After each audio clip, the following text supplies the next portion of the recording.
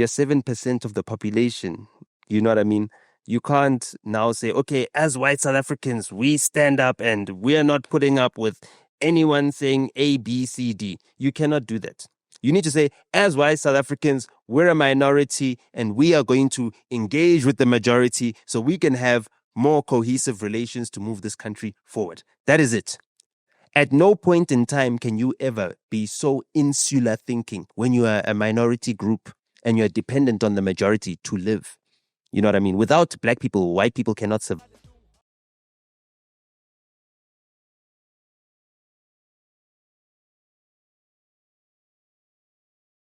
NOTA Monday. But it is not a Monday unless it is a NOTA Monday. We're excited because this is the week that we will be on Uber Eats. We've closed Spaza Eats. We've also closed Mr. D. And up next will be Swiper from Tembisa. Guys, we are online. Just a few days to go. Mzakes Kitchen goes live. Guys, order the meals. Let us know what you think. Take pictures, take videos, post them on all your social media platforms under the hashtag Mzakes Kitchen. And as we are rolling with NOTA Mondays, if you'd like for us to plug your business on this Monday show, help us keep the lights on and let's make a little bit of money, myself and my brother NOTA. Authority is here, the authority. Yeah. How you doing, bro? Hey. Yeah, no. I'm doing good. It's been a very long week since the 6th of April. The 6th of April, 1652 is when Jan van Riebeeck set his foot here. Yeah. Yeah, the 6th of April, when we last saw each other, that very day, that's the day that Jan van Riebeeck set his foot here for the first time. Yeah. So it was... Washuba Msholo is what? No. Oh, yeah. That was the beginning of all our problems. You know, so for me, it was the end of all my problems. That was the day I did my apology. Oh, yeah. You know what I mean? Yeah. I signed on the dotted line of my apology. And for the week, I've just been watching responses, reactions, doing a couple interviews with a lot of white South Africans, just seeing, what it is that...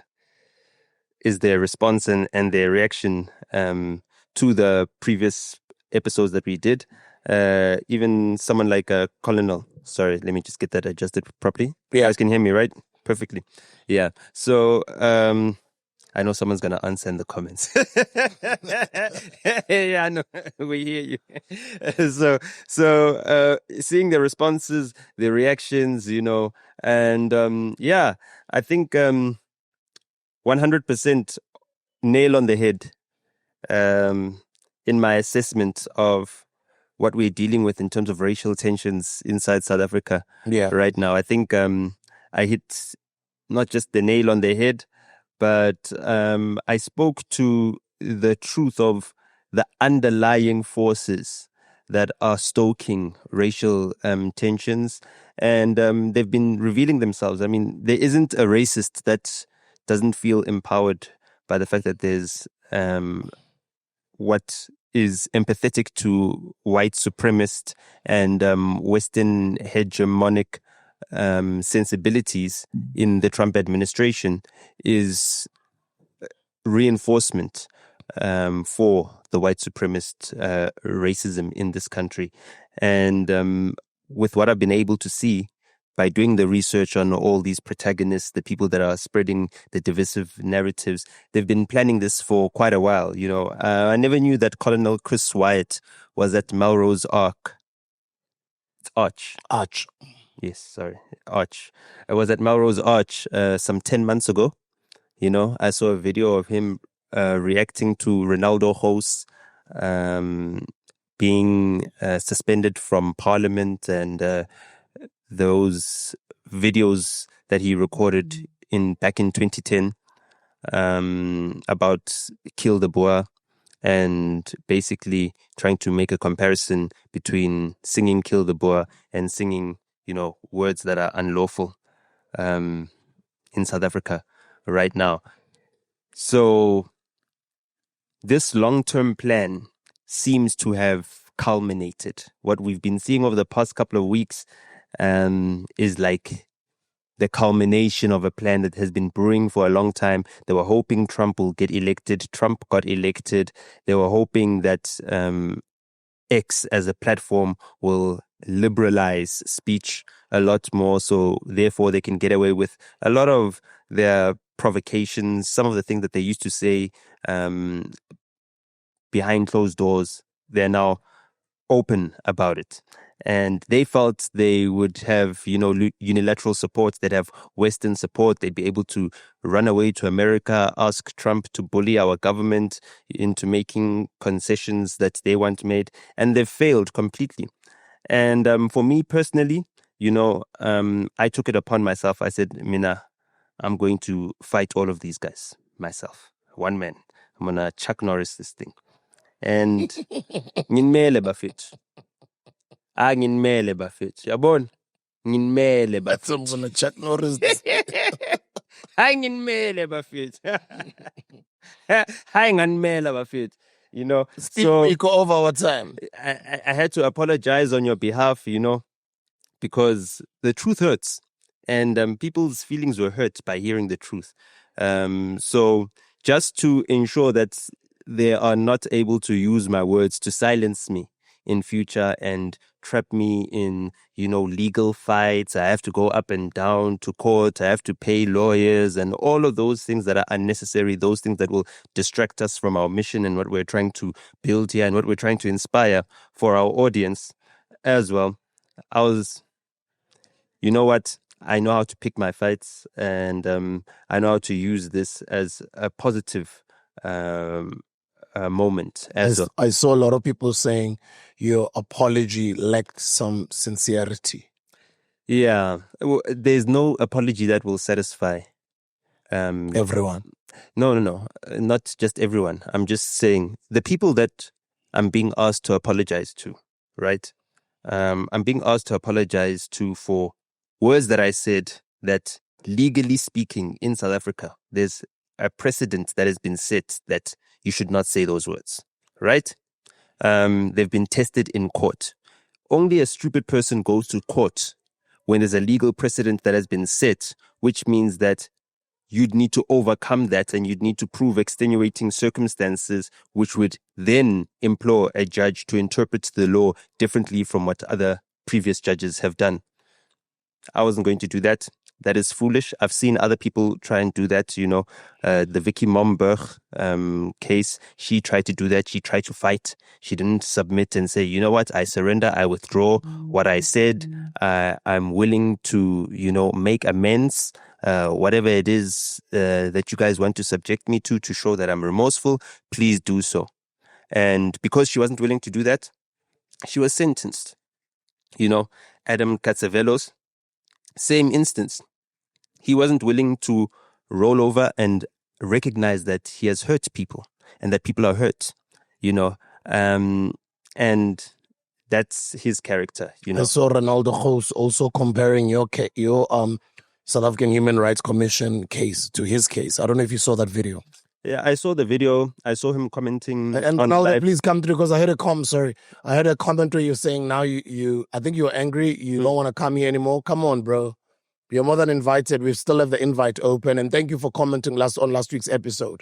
On the comment section, you did... and congratulations. He gave a thumbs up and he said, no, he's still coming. But he's on 150K as well. So and congratulations for his the growth of your platform.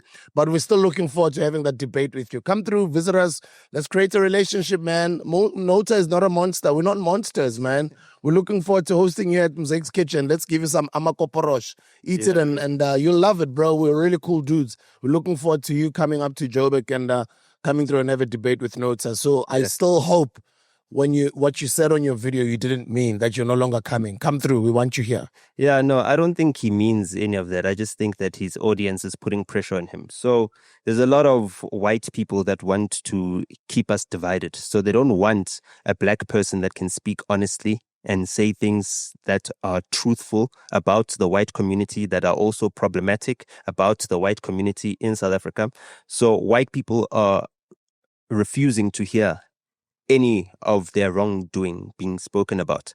And that is very unfortunate and very immature as well, because it doesn't assist us in building the nation. So that's why, I've been engaging with Renaldo. I sent him a couple of DMs. He's now following me.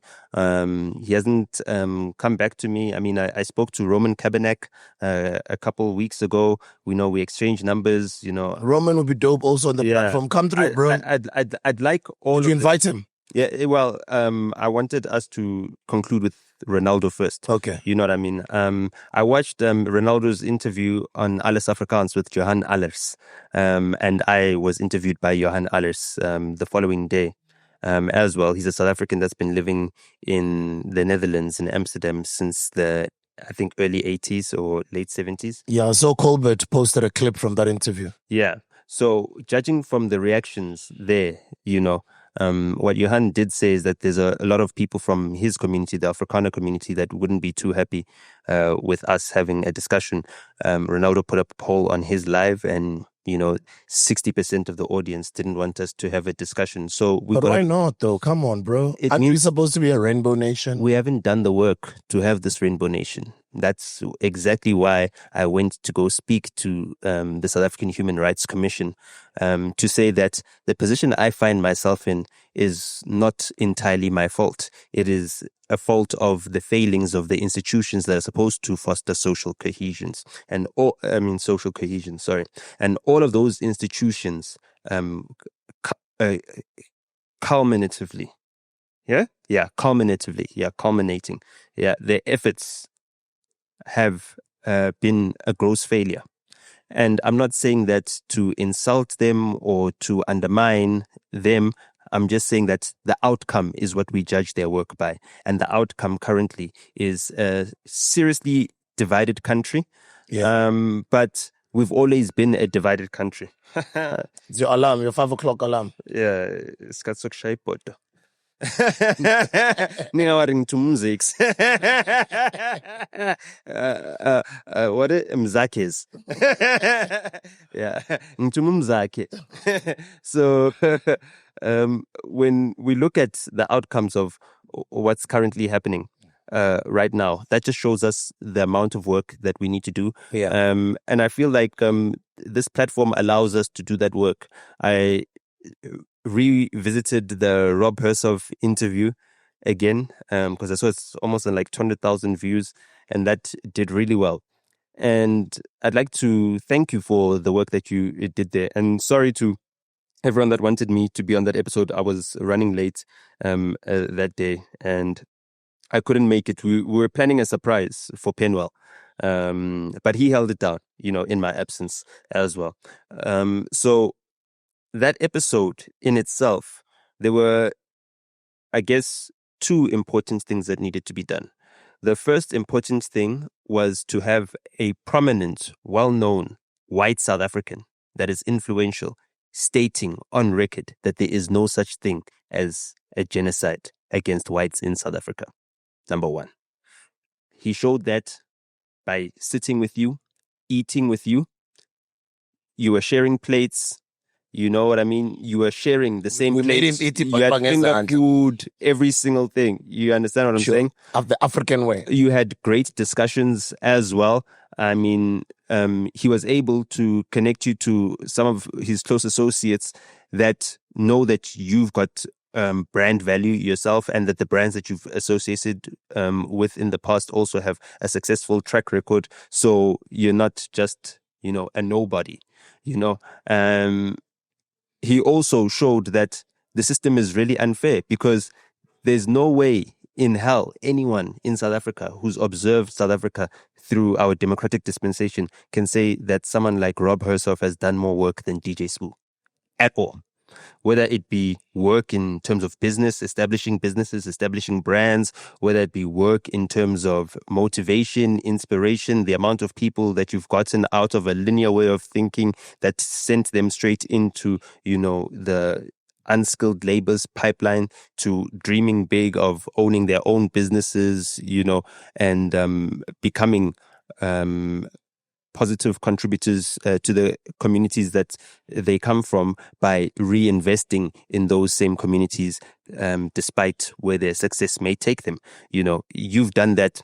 He has not done that. You've had an education foundation. You've assisted children not only in staying in school, but once they've completed school, to then have the support to further their education and open themselves up to the more lucrative opportunities that are available in our jobs market for those who've got skills and expertise.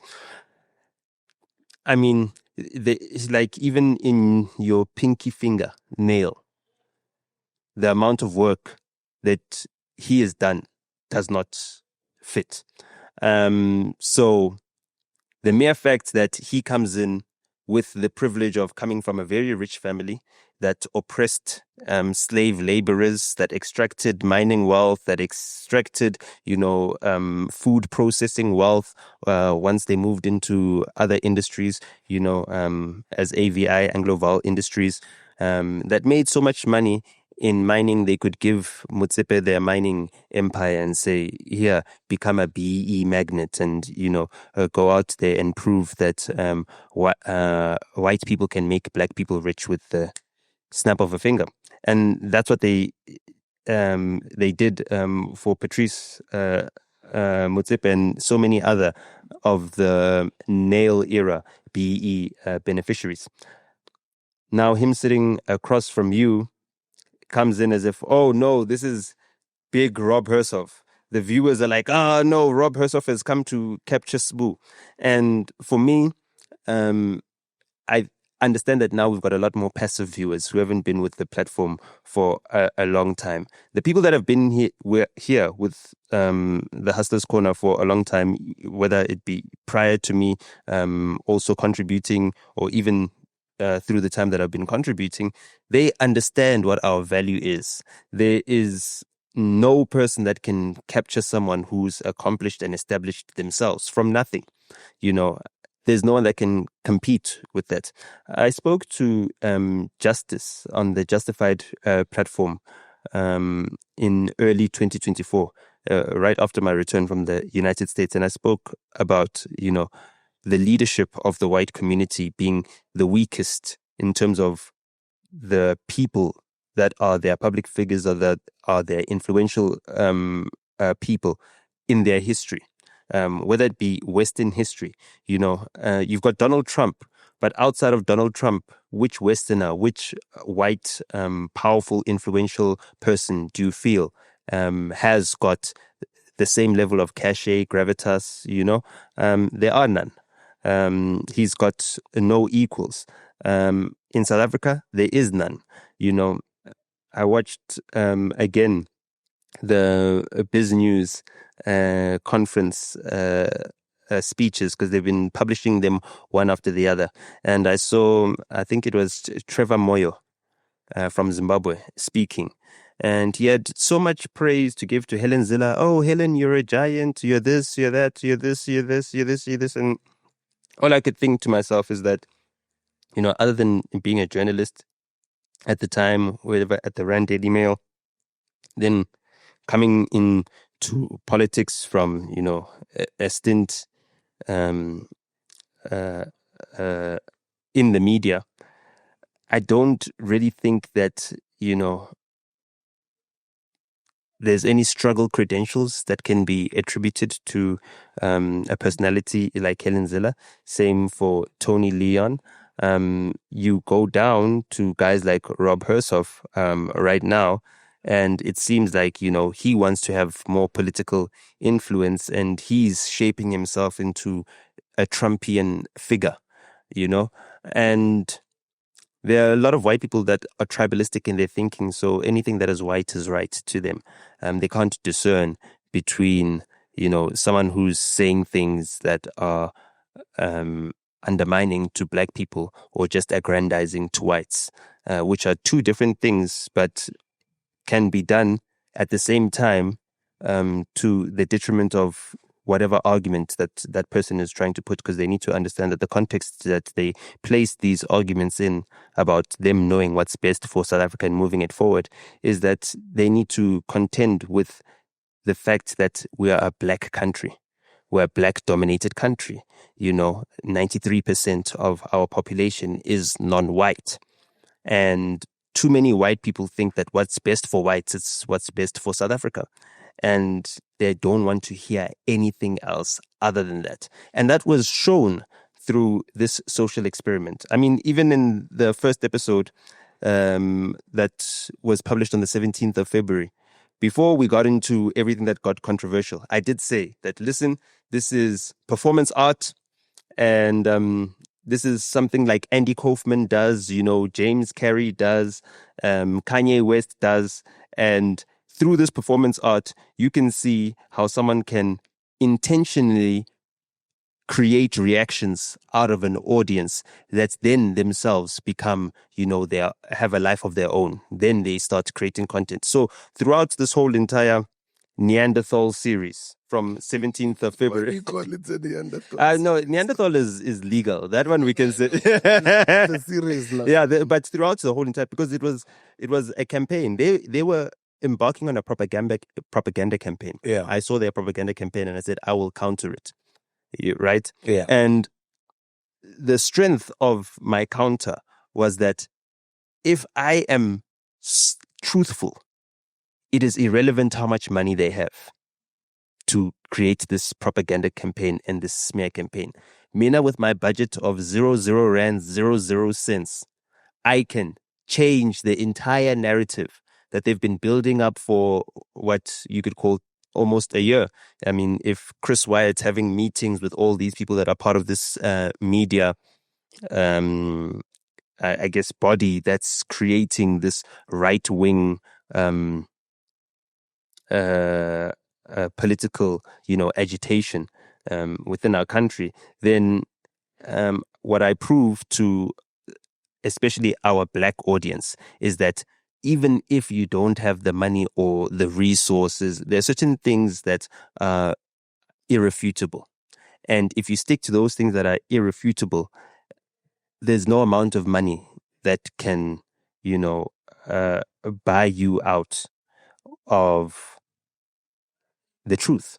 You know what I mean? They cannot bribe enough people to make them all call you a liar and make it believable.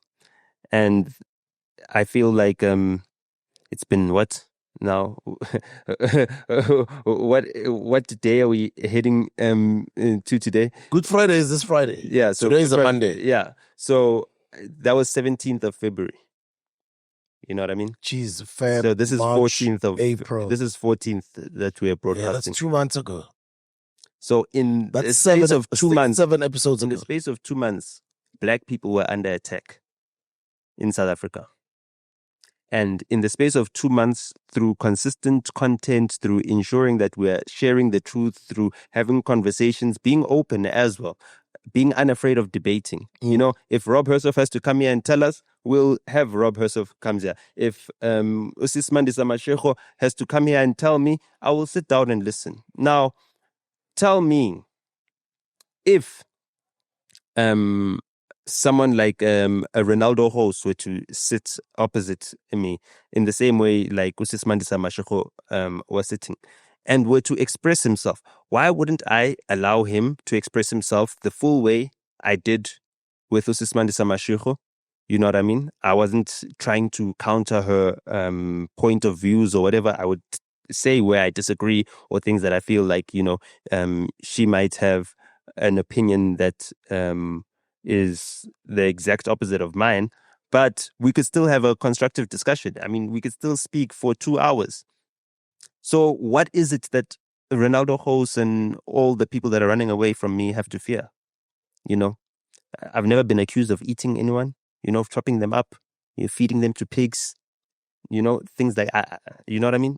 So him having a fear of being set up for me is basically a cop-out, because I just feel like a lot of them know that they're intellectually challenged. They don't have the knowledge to carry out the arguments that they're trying to make because they're stupid arguments.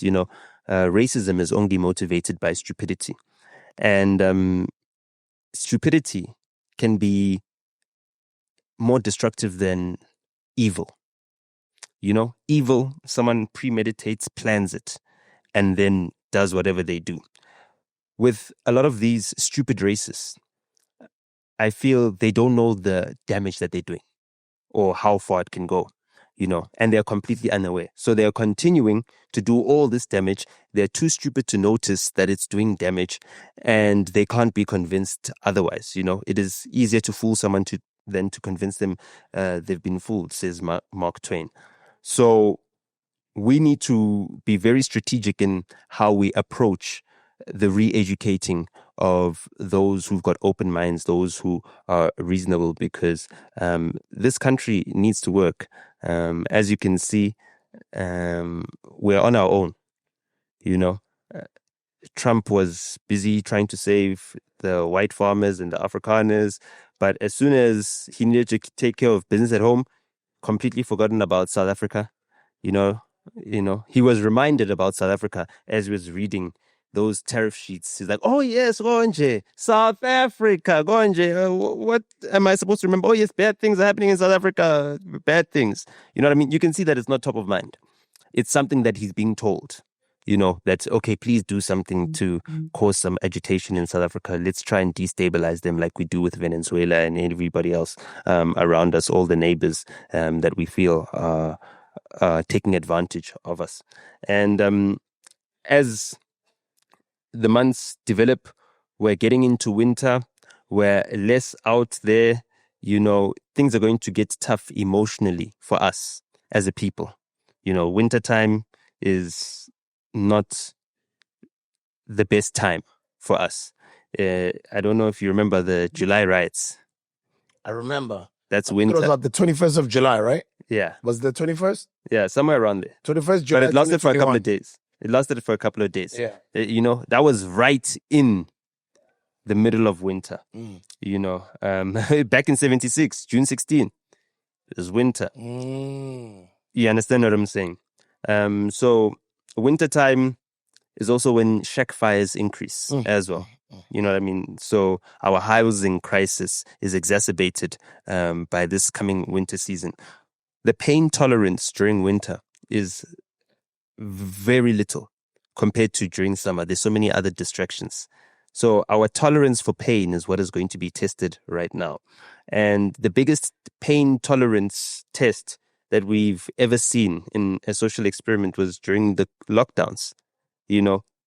That pain tolerance test, we could not take that pain for that long. The July riots were not really about the incarceration of former President Jacob Zuma.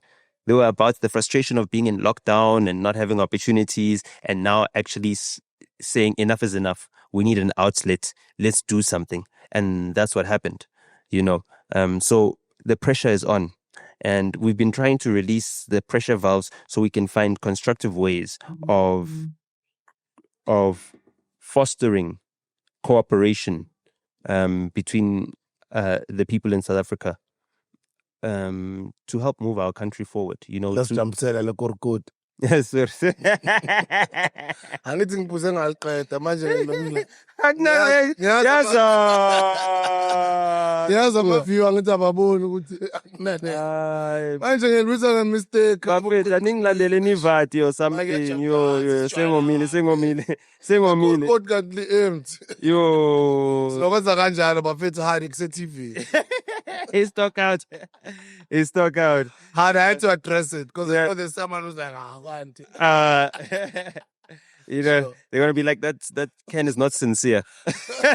From now on the sincere Ken, they're gonna be like that one is not a sincere. That one I couldn't feel the sincerity. So now as we're moving forward, as we're moving forward, the apology ngapha is not sincere. Ngapha namakorokoto are not sincere. We are God-fearing people. There are no sins here. We are fully sincere. Yeah, so you gotta drop bars. I need to Rashid is like, there's a difference between lines and bars. That's a line. It's not a bar. Okay, what's the difference? They're both lines. Yes, but a bar is a bar.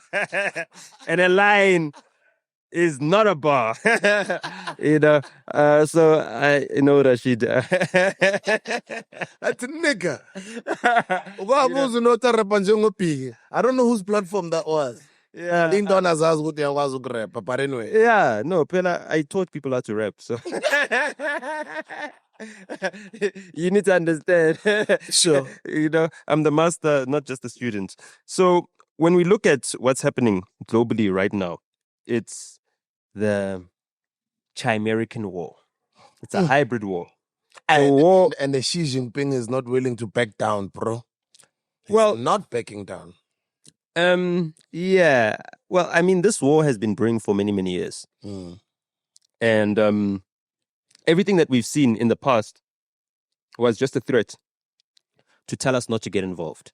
So the tariffs being levied on South Africa and the rest of the world and all these countries, all of them have been paused for another 90 days while a 10% reciprocal or 10% blanket reciprocal tariff is placed. But on China, Trump has placed 125% tariffs so far, as at this recording of this episode. Where do I see those tariffs going? I mean, it doesn't make sense for anything less than 200% tariffs on China from America if what Trump is trying to do is ensure that he punishes China for the deficit in the trade, and then he also ensures that China becomes an enemy of the peoples of the other nations that, assist China to run such a massive trade surplus. So if you're looking at South Africa, the textile workers and everything else, as they're seeing what Trump is doing, they're being explained to how cheap Chinese imports are killing industries and how tariffs are a barrier that protect those industries and protect those jobs. That message is spreading around the world. I mean, they spread the message, the propaganda message that China is taking over infrastructure projects all over the world and leaving countries in debt traps that are much worse than what the IMF and the World Bank have been doing,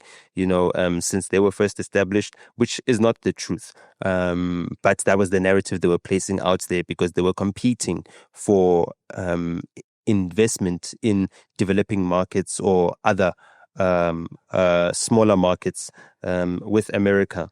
And America was finding it increasingly difficult to compete for that because they run a massive trade deficit. Now, what people don't understand about the American economy being so addicted to trade deficits is that that's basically what keeps Wall Street running.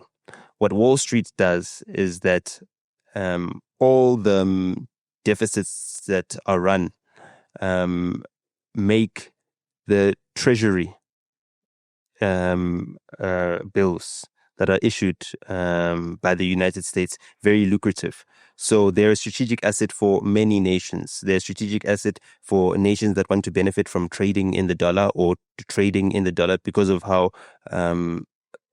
their fluctuations between their own currencies sometimes hamper trade over time.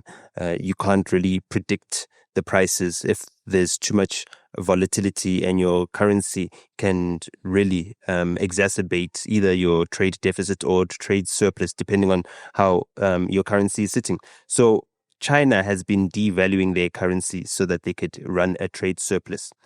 What they do with a lot of the money that they make from these trade surpluses is that they use it then to reinvest by buying bonds, treasury bonds, 10-year treasury bonds, 30-year treasury bonds, which are or have been known as the most secure assets that the US has got to offer. They also buy shares in US companies. The stock market in the US is responsible for, 60% of the market caps of the global economy as a whole. That's really big. And America is also the biggest importer of products just globally. They're the biggest consumer of products. If you look at GDP as a measure of consumption, they consume, I think, somewhere in the region of 30 to 31 trillion, whereas China only consumes just under 20 trillion a year annually. And so this economic showdown is an all-out war. It's just that you won't be seeing any bullets going around, but they're out for each other's blood. Donald Trump wants every other country that trades with China to do so while levying heavy tariffs on China. Donald Trump wants to say that if America's economy is so dependent on Chinese manufacturing that people believe that we would rather cancel American manufacturing to be able to compete with China, then they're wrong. America is strong enough to withstand the pain of increases in prices as we reconfigure and reindustrialize our economy. What China is saying is that we are more than willing to do what it takes to ensure that we can circumvent the tariffs, either by deflating our currency or increasing supply and output to bring down the prices of the goods that we export, especially to the US market. Neither of them can win in that battle. And it's not about either of them winning. It's about either of them doing as much damage to the other as possible. The dollar is losing its power and its influence as well. It is falling. The dollar is also too strong. So it makes it very uncompetitive. It makes American products very expensive, apart from whether or not countries levy tariffs on it. If I have to buy products from America, I'm buying them with rands that are very weak against the dollar. So that makes me want to look at other places where my currency is stronger. And because of how China has weakened their currency so much, there are many more trading partners that are in a position to trade with China in their own currency than there are those that are in a position to trade with the United States, where they need to first buy US Treasury bonds, to bolster the strength of their currency. And then once they've secured some stability in their currency strength, they can then use their currency to now purchase dollar-based, whether it be commodities or anything else, any other product that they would like to trade with. So I think that the agitation of the people that wanted Trump to intervene in South African interior politics or internal politics, that agitation is almost dead. It's got no chance. Trump has got the biggest challenge of his political career up ahead, and that is to save the US empire from complete collapse within, a decade after his second term is done. And BRICS is the flame that's right under his bum right now. He understands that BRICS gives people options. He understands that the idea of the dollar as the reserve currency of the world is not something that people are still married to. People are now looking at what is beyond the dollar. What is the next reserve currency? Whether that's going to be, Bitcoin, or they're going to start something else, which is a neutral asset, or a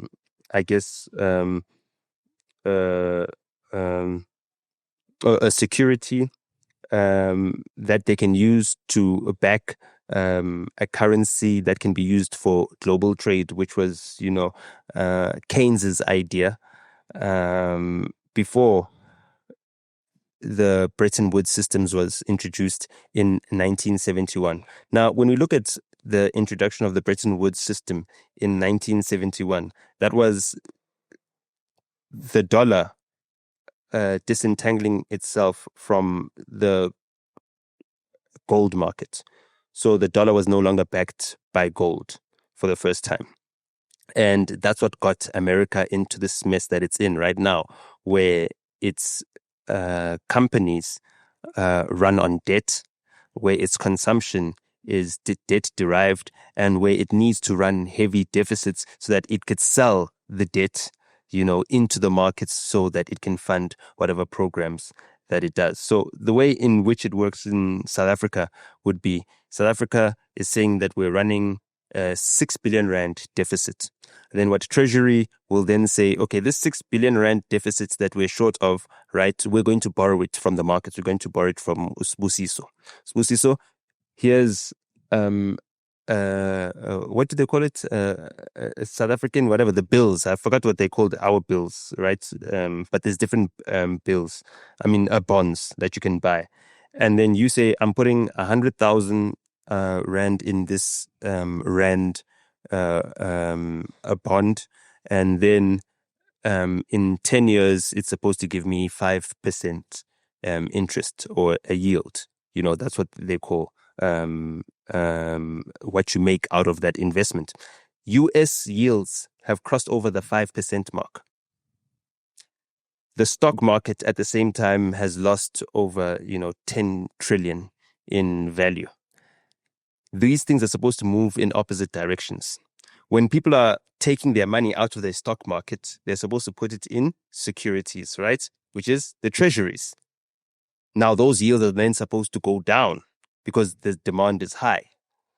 When the demand is low, right, to get Sbusiso to take his money, right, and give it to the government and borrow it to the government so we can make up for this shortfall in the deficit and we can do whatever it needs to be done, whether it be paying people SASSA grants, whatever, then the yield needs to be higher. Sbusiso is going to be like, but you guys, you don't have money, so I want 10%, right, on these bonds that I'm buying. If that is going up, then it means that they're trying to get people to actually spend their money in holding the bonds. That works against what they're trying to do, which is also weaken the dollar to make it more competitive, so that they can export more products, because that's what they're trying to do. They're trying to export more products. They're trying to manufacture more products, and they're trying to reduce their deficit. Now, this deficit reduction effort is happening in many different ways. They've got the Doge that they're doing, obviously raising the tariffs, which means that they can raise greater revenues, which helps them with their deficit, and also at the same time cutting spending. So there's already wasteful spending, but now there's more effective and efficient spending for the necessary spending programs that they need to continue. This is a very, very complex process. Very, very complex. Trump does not have time for Afrikaners right now. Does not have time. So whatever it is that he's offered them in those executive orders, that's what they're going to get. It's either you ship out of South Africa, you go be a refugee, you find your way in America, or you stay here and make it work. If you're going to stay here and make it work, you're going to need to stick by the ground rules that we are starting to set right now. We need to find an identity for our country. We need to find something that children can say that we are South Africans because of these values. We are South Africans because of this culture. We are South Africans because this is what we believe in, Everyone needs to be a part of that. Black, white, Indian, you name it, colored.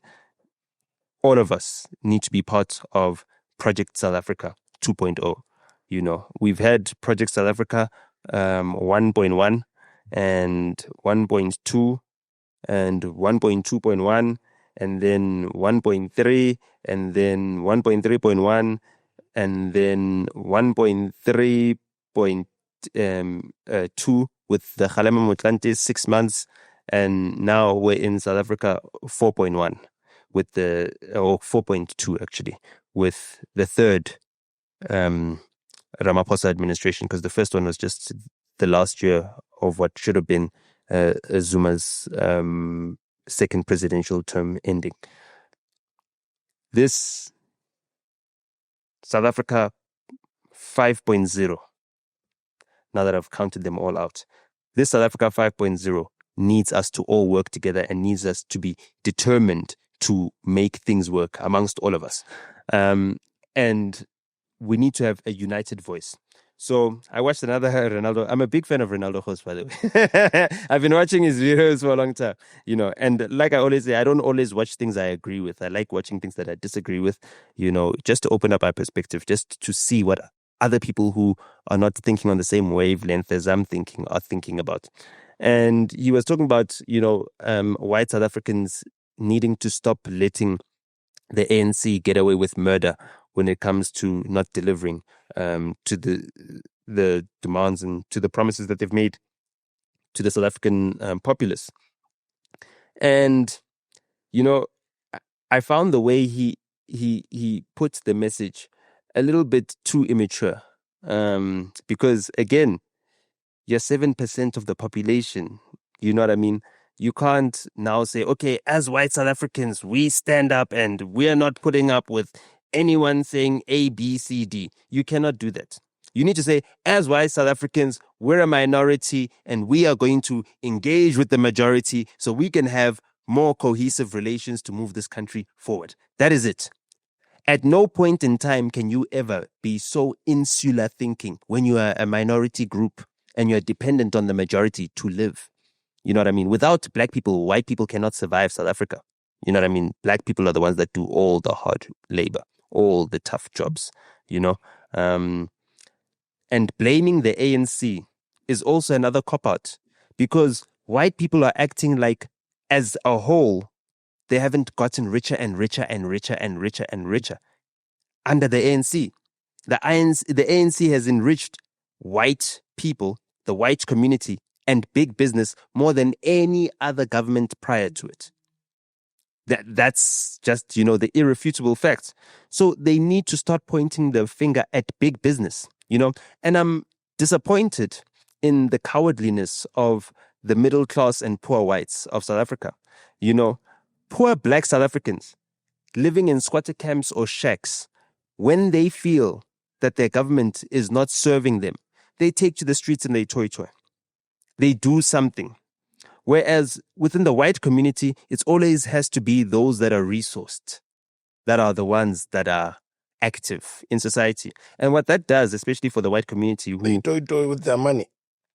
Yes, but the thing is that white people are tribal in their thinking, but they're classes effectively. So they all think that because they are white, they belong to one white tribe.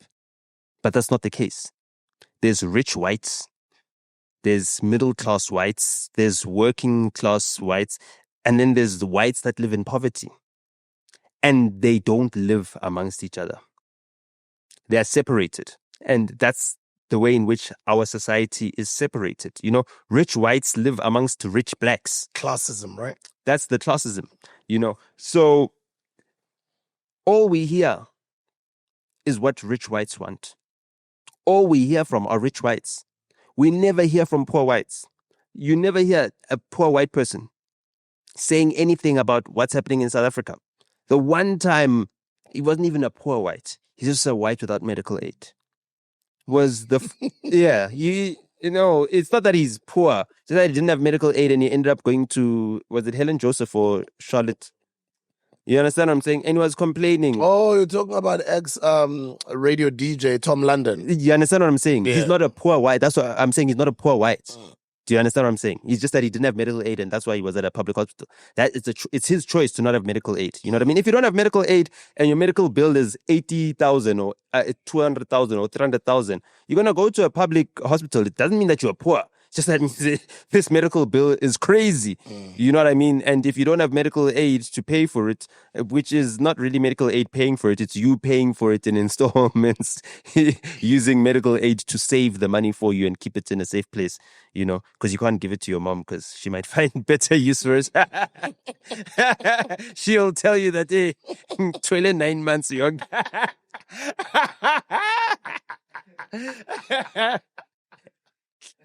I mean,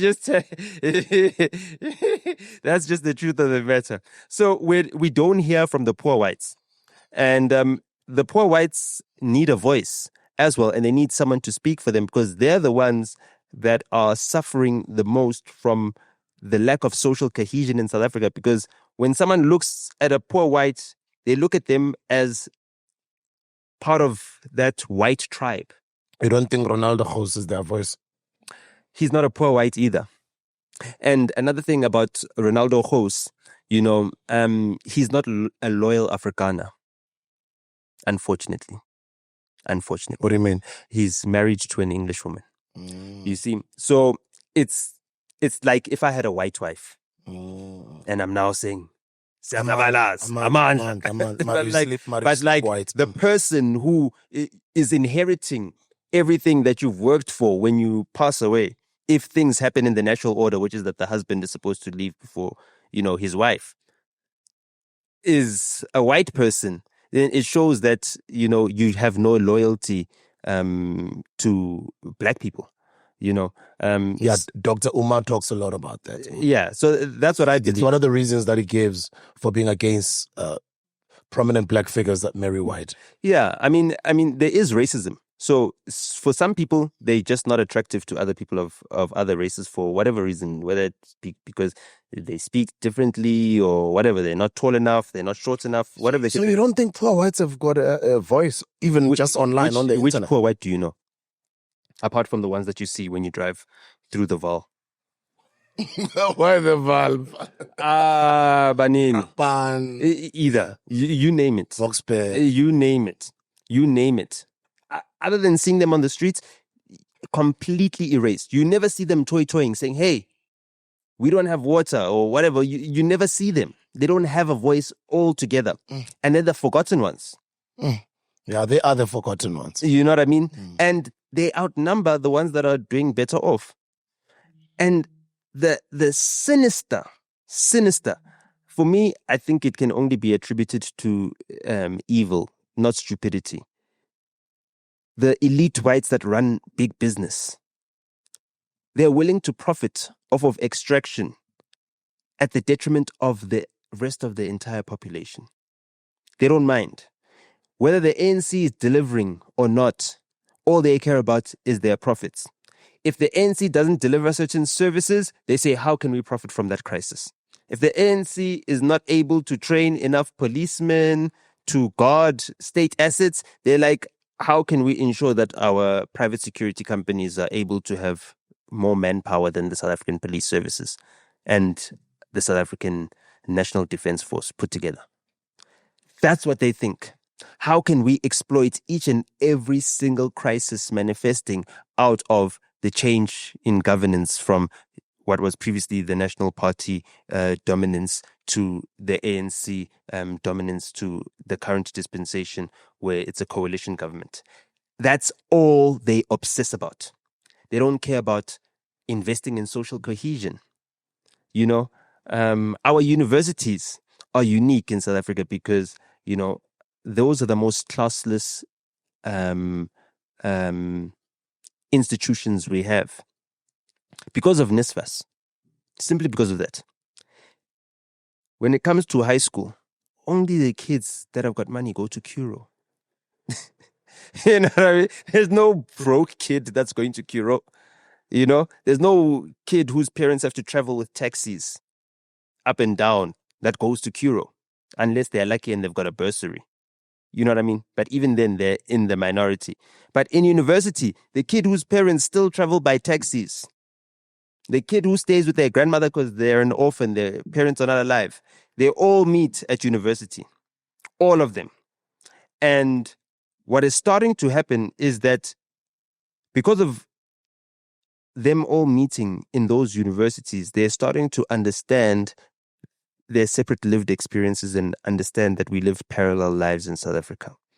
We live very much like one would say people live in Israel. You look at Cape Town, it's the same thing as Israel. You look at the Cape Flats, looks like Gaza. It looks like Gaza. Like you can see, it's not that it has to look architecturally, but it looks like, okay, we're going to keep everyone in this little open air prison. Everyone that looks like this, everyone that is supposed to be here, everyone that is either black or colored or whatever, or not white, you guys are going to stay in this little Gaza strip that we're going to leave out for you here. And then you'll watch the rest of Cape Town develop around you. And whenever you want to come and work, you can come. We're willing to pay you. But when the clock strikes 12, you need to hop in that little pumpkin you came in and remember that those slippers are not really made of glass, Cinderella. You know, that is the truth of the matter. And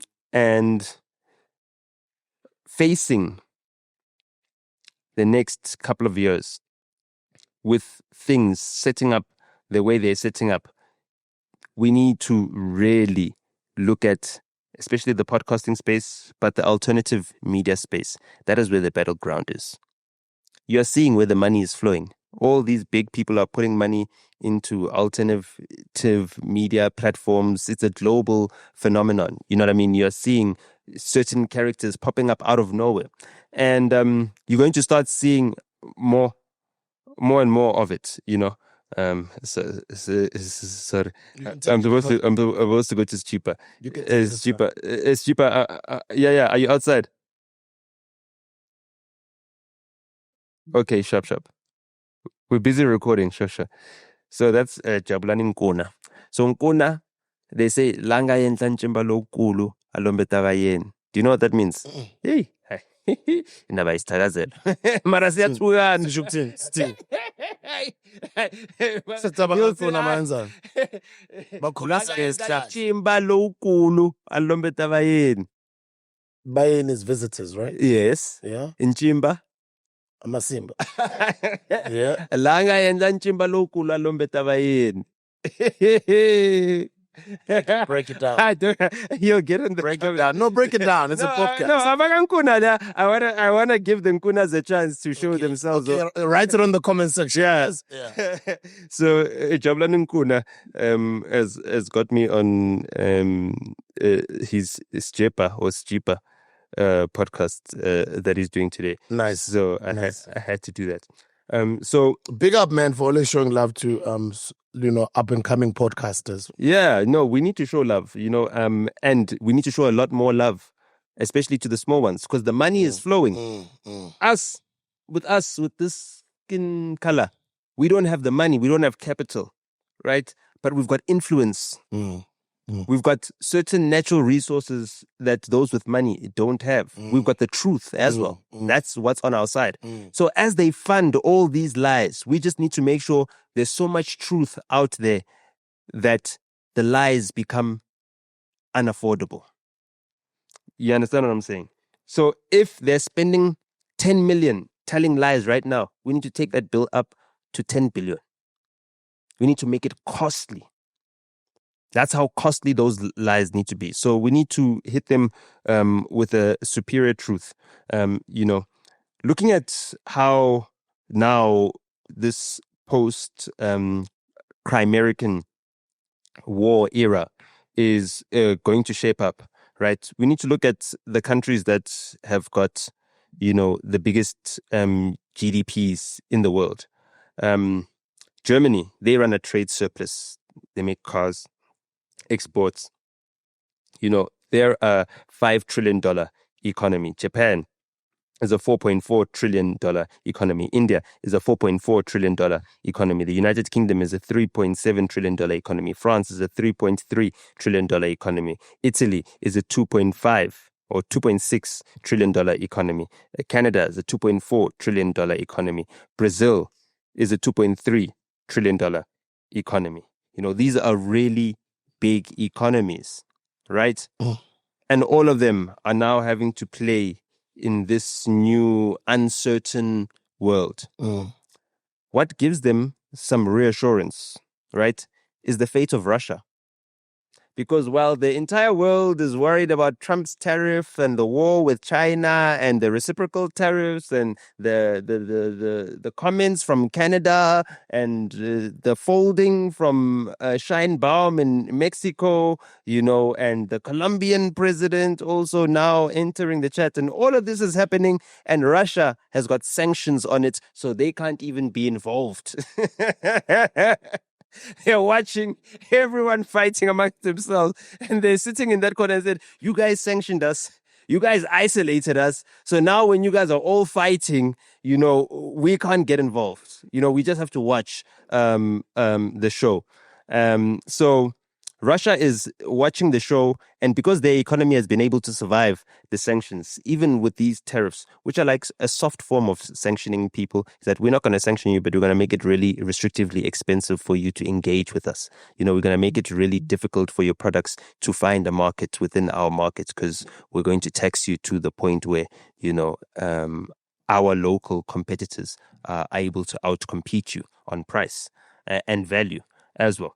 So that situation, I think, should also help us in South Africa to understand that, that whole entire bill that was being sent to Congress to say, hey, Congress must pass a bill to sanction the ANC.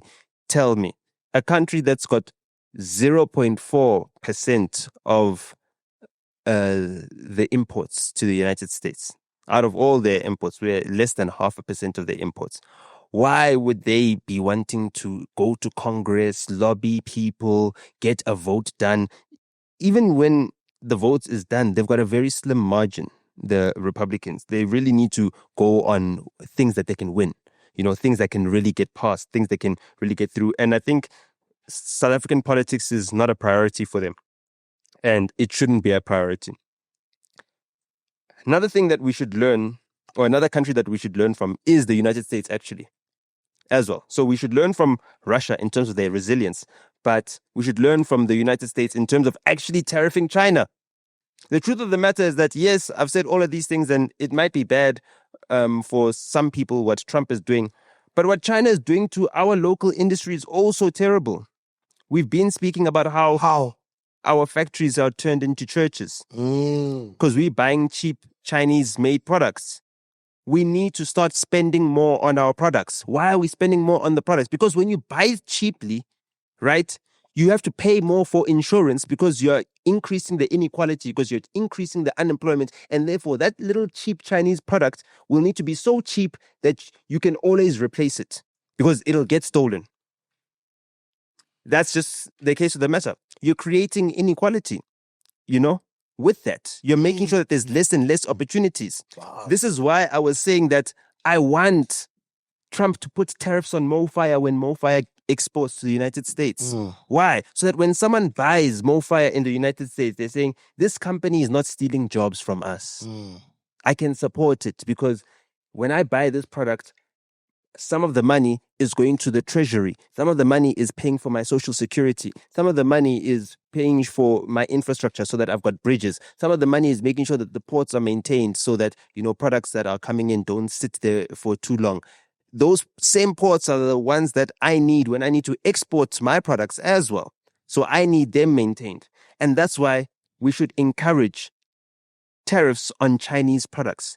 Tariffs, especially on the textiles market. Heavy tariffs, serious tariffs, and we should enforce them. And also, we should point out fakes. When you see someone wearing a fake, you need to make it uncool and say, you're costing South Africans jobs. You're making it more difficult for us to live in this country and develop this country and ensure that my great-grandchildren and your great-grandchildren have something to inherit. When we talk about great-grandchildren, we're talking about people that will be here when we're no longer here, but that will live with whatever decisions we make, that will live with the consequences of the decisions that we're making today. The same way we're living with the people that are benefiting from the consequences of the decisions that were made by previous generations, I heard a speech said by some young person, I think it's a student. I think it's one of the institutions in the north. I think I saw it at I think it's Mzansi Prolific or something page. Let me see. I was trying to play that speech. He said something very interesting. Yeah, he's a young man. Yeah, I think it was a graduation day. He was graduating. He was wearing a graduation gown. Sorry, continue, but I'm going to find the video. I want to play the audio for the audience. So as you find that, here it is. Sure. Oh, yeah. must do away with this nonsense, and I say nonsense, of being told that we are the future. We refuse to be the future. We are the present. We must be employed now. We must lead now. We must work now. We must do away with old people and occupy every space in every sector in this country, because this country belongs to us. I can tell you for free now, all these old people who are gatekeepers of the economy, when we wake up tomorrow, they can be dead. But us as young people, we have the future of this country to secure, and we must secure today. They don't have a future here. Their future is in heaven. Our future is here. We must protect it. We must do So you are correct. Like, our great grandchildren are going to live with the consequences or the results of the decisions that we're making today. And that's why it's very dangerous to allow, the propaganda that's happening, to allow people like Renaldo to try and create a sentiment of erasure amongst his supporters, his fans, and white South Africans that conveniently forget that they benefit from whatever savagery was done during colonialism, during apartheid. They benefit to this day, right? And also, at the same time, they are not just beneficiaries of the riches, right? They're beneficiaries of the stain of the crimes that were committed. And as I'm saying, they need to carry that guilt. And they cannot just say, oh no, we need to stop apologizing and now we can't celebrate and love being white. No one is saying that you can't love being white, but you need to be ashamed of what white supremacy came at the cost of. It came at the cost of your dignity. It came at the cost of your humanity because of what was done to other people. That was not even necessary. Was it necessary to subjugate those people? Could you not speak to one another, trade with one another, build relations with one another, then develop these industries that you wanted to develop together without exploiting them? It could have been done. It could have been done where you put someone at the seat of the table. How do we know that it could have been done? Because what are we doing right now? Are we not working with one another? Are we not living amongst one another? Is your neighbor not white and the other one Indian and the one opposite you colored? Are you coming out into your driveways every single day and having a Mexican standoff?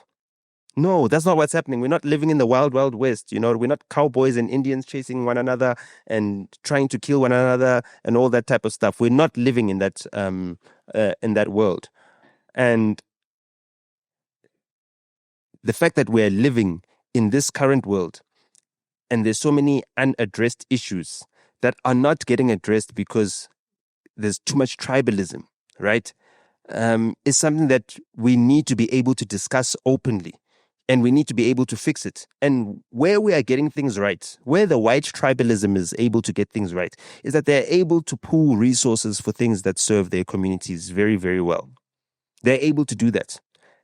And they do that across cultural lines because it's, white, predominantly English-speaking people, white Afrikaans-speaking people coming together for common causes. They vote for one political party or two political parties, never more than two political parties. You know what I mean? And even those political parties don't really compete against each other. They complement one another where they need to. Us as Black South Africans, right? We've been able to get that right in terms of our social cohesion along our national lines. The Zulu nation, exports its daughters to all the other nations. There isn't a nation in South Africa that doesn't have a Zulu wife. Do you understand what I'm saying? My nation, the Tsonga nation, we export our husbands.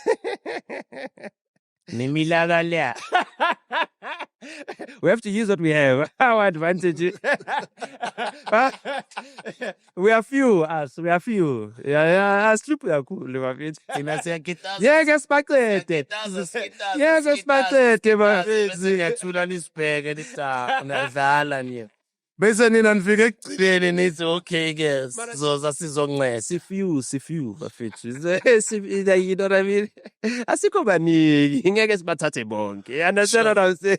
So us, the Tsonga guys, were marrying everything. Tsonga, it's a Tsonga men. I mean, that's how I came to be.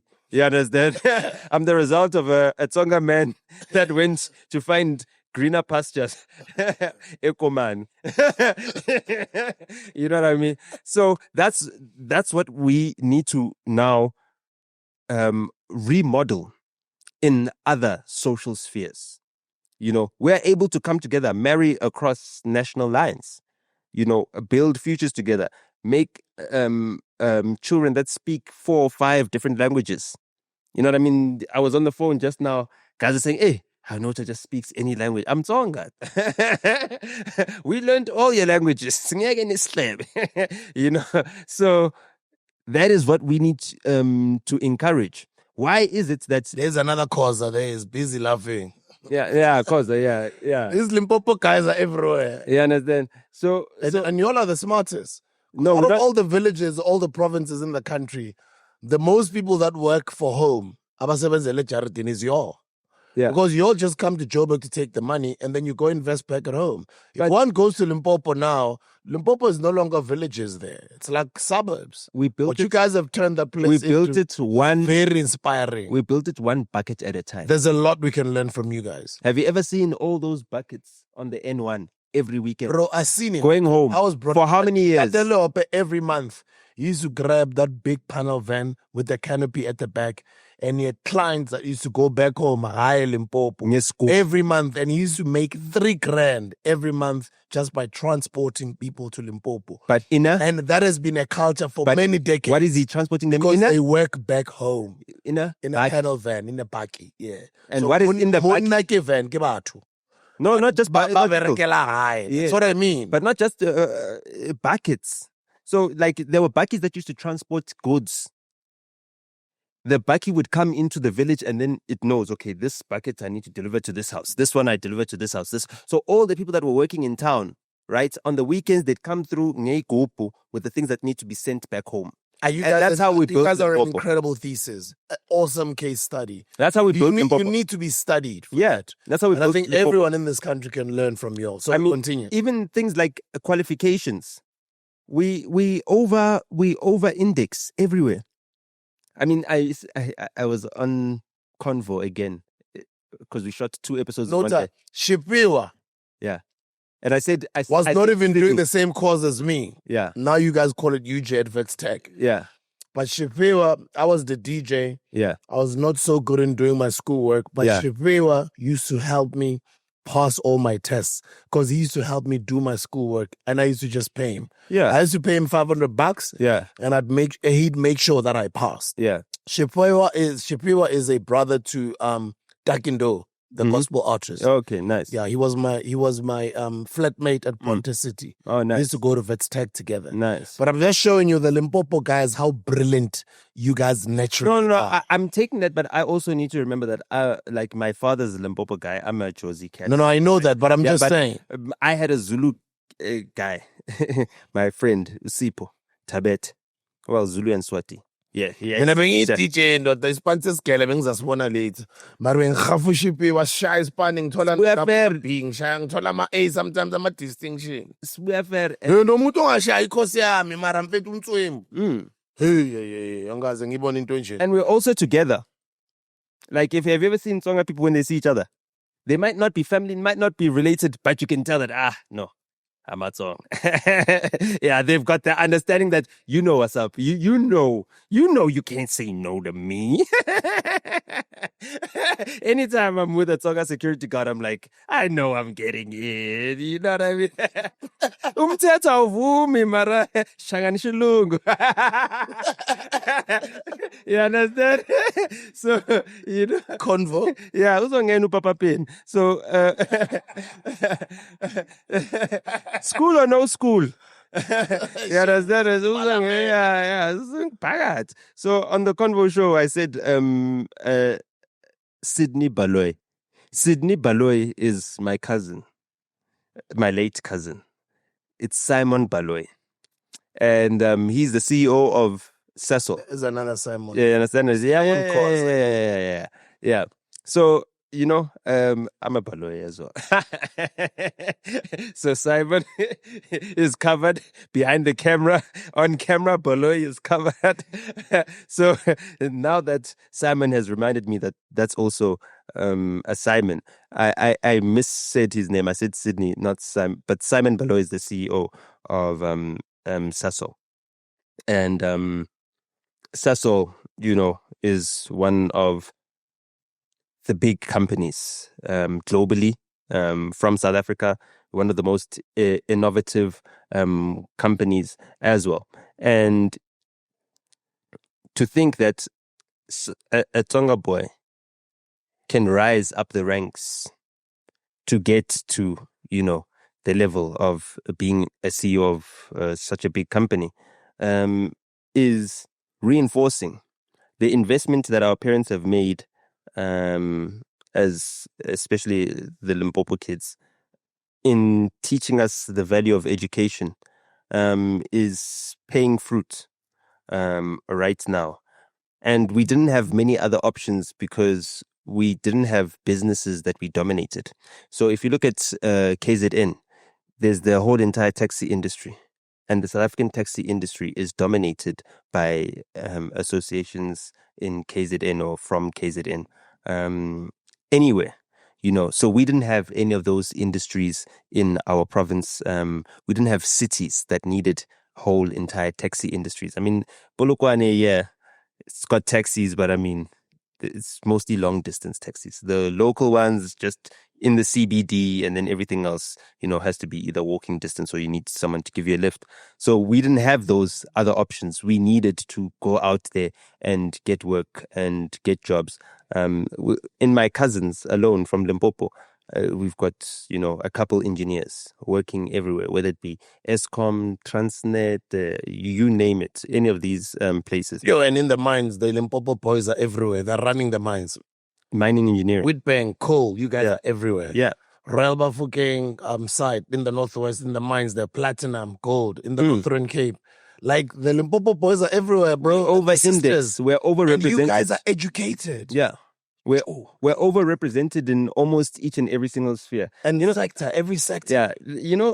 It's so funny because, my friends are, that's another funny thing. My friends were nerds. You know what I mean? And you guys not only just kaskela, you're natural nerds. Yeah. So, but I dropped out of school. My friends all finished school. Yeah. You dropped out, but Joe, you're intelligent more than a lot of people, bro. But that's because I've got scientist friends. I've got rocket scientists, radiographers, people who look at the stars through, radio signals and big telescopes, people who test rockets in Simonstown.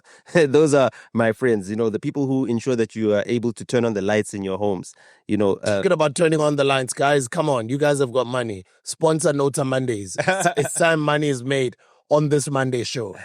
This man has to get paid. I have to get paid. We have to get the whole crew paid. Yeah. Oh, we don't even have to get paid, but just to keep the lights on. NOTA Mondays. Put your money here. We'll plug your business and make sure that you get traction. Yeah. And you just convert those leads into a lot of money. So, if we look at what we've been able to do with our province in Limpopo, and I'm saying our province on behalf of my father, and my grandparents and everyone from that side, because I'm very much a Josie cat, and I'm very much loyal to this city. I don't want people to get that mistaken. But with the progress, and seeing as I'm going to be heading to Limpopo while you guys are watching this weekend, it's Good Friday, Friday weekend. Yeah, it's Limpopo this year. Yeah, I told you that my family traffic to the north. My family alternates between Eastern Cape and Limpopo. Oh yes, so this year you all are going to Limpopo. Yeah, last year they were in the Eastern Cape. That's why you said to be smoother this week in Zakbon. All the best. You are launching Mzakes Kitchen, but I won't be around. I need to wake up. I need to drive up the N1 before the ZCC guys. It's their road. It's their way. That's from Wednesday, bro. I don't want to cause traffic for them. Oh, okay, cool. I don't want to cause traffic for Abaye Moria. You understand? So So that's a problem that we always cause, us as people, is that we forget that road is for Moria. during Easter. Everyone who's stuck in traffic, you are causing the traffic for abantu abaye Moria. Don't think they are causing traffic for you. So what happens in those instances is, I'm serious. I'm serious. So mawazi uthi awuye Moria wena, ucela leave on Thursday. Uhambe Thursday. You understand? Uyalala ebusuku, uvuka ekseni, ngaboma 3 ekseni. You know what I mean? On Thursday morning, drive it before the sun comes out. It will be cool, nice weather. You know, you can enjoy yourself, you know. And then Sunday, again, back. And you'll enjoy your resting Easter Monday without having to sit in the traffic. But if you are now on that road Easter Monday, each and every single toll gate takes you an hour to get through.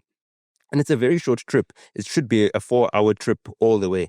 You know what I mean? If you're just traveling at a normal speed, you can be done in 3 hours, you know. I'm hoping that each and every single person that's going to hop onto the N1 with me is going to be back for our Easter Monday episode. You understand? We need you guys all back so everybody drives safely. I just want a challenge for everyone that watches this podcast, is that everyone that's subscribed to the Hustlers Corner, right, is going to drive on this Easter weekend and make it back home safely. You know, we've got a country to build. We've got a revolution to be a part of. We've got great-grandchildren's inheritance to invest in currently. And we need to do so safely and responsibly at the same time. Other than that, I mean, is there anything else that, you know, happened this week that you want to discuss? No, I'm just looking forward to this week. It's our launch week for the unmasking of the flavor of Mzakes at Mzakes Kitchen. I think I'm looking forward to people tasting our different menus. We became very creative and we just thought, let's celebrate the legacy of Mzakes. Let's come up with Kasi names. Let's take some of his songs, some of the slangs that he used to use. And just to celebrate the iconic Mzakes musician, Kwaito musician's legacy. I'm just looking forward to hearing the positive and the negative feedback from the people who are ordering. But it just pains me that we can't launch to the whole country yet. You know, a lot of people are still going to be disappointed that we're not at the rest of the other provinces. For now, we're only in Joburg, not even the rest of Gauteng. But this entire year, we're going to be spreading out to the whole of Gauteng. So we're going to do, I think by the end of this year, by December, we'll definitely be in Centurion, we're going to be in Pretoria, we're going to be in Woodbank, we're going to be in as many places as possible around. We're going to be in Rustenburg, we're definitely going to be in Tembisa, Soweto, we're going to be at Kuruleni, we're going to have a lot of different Mzakes Kitchen outlets throughout the province of Gauteng. And then next year, we just want to approach a gradual growth. We don't also want to just grow quickly and then the next thing we can't manage the growth. But I think what makes it easy and beautiful is that we've partnered up with the technological companies. They've got the data, they've got the insight and the intelligence as to the type of menus that we have, how well they're doing, in which spots geographically. And they also have got motorbikes. They also have got all of those delivery services. So we don't have to worry about all of that. All we have to worry about is just delivering good quality foods and making sure that they handle what they do. So the good thing is that we've officially, not only on Uber Eats now, we last week closed the deal with Spaza Eats. Yes, we're officially with Spaza Eats. You guys have heard of Spaza Eats, right? Right. On Spaza Eats. Spaza Eats is on board.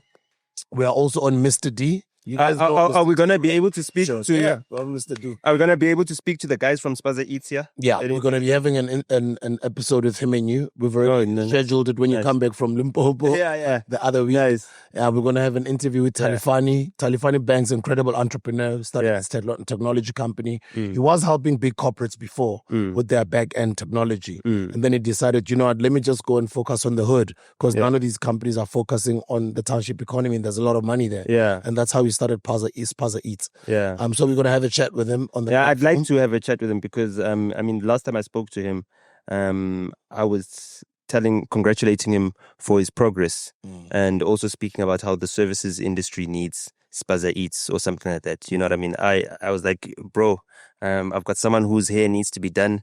There's a wedding. You know what I mean? And you know, if there's a wedding and you're either a friend or a partner of the bridesmaid, hey, all of a sudden now, melu kipi mali. Yeah. serious monies. Yeah. You know what I mean? So I try to save wherever I can. So if I know someone that does hair, like a cousin of mine, or someone that does makeup, I call them. But it's so difficult to do. You know what I mean? I wish that I could like Spaza eats myself a haircut, or my beard to be trimmed, and I do need a trimming beard, but I'm only going to trim it once I can order a trimmed beard on. And now they're nationwide. Yeah, I know. Focusing on I know. So, but the services industry is something that I feel like a lot of people have been sleeping on outside of the product industry, because I was a bit who never even used to do hair for money. They used to do it to themselves. Now it's a business. Now they can even own salons. You know what I mean? Now they can even manufacture products. A whole lot of things like that are coming out from the industries that are, the service industry that don't need you to be based in either the CBD or in the affluent suburbs, and can thrive within your township. You know what I mean? Your community where you come from. So yeah, no, that's encouraging. And I can't wait to with that being said, we had an interview, I think it was beginning of this year, with Lebza from Tembisa. He also started Swiper. Yeah. Swiper is another service just like Spaza Eats. Swiper is focusing strictly on Tembisa, the Tembisa market. It's also in Soweto. So Spaza Eats and Swiper. On the township market, you mean? Yeah, township market. So Spaza Eats and Swiper are both black owned. So it's just been beautiful, the fact that we're being embraced by Mr. D and Uber Eats. And what I also liked is, the audience out there calling me out and saying, you're announcing and saying you want to be on Uber Eats. And you, of all people, are the one. I saw that. That advocates. I didn't call you out. I back to it.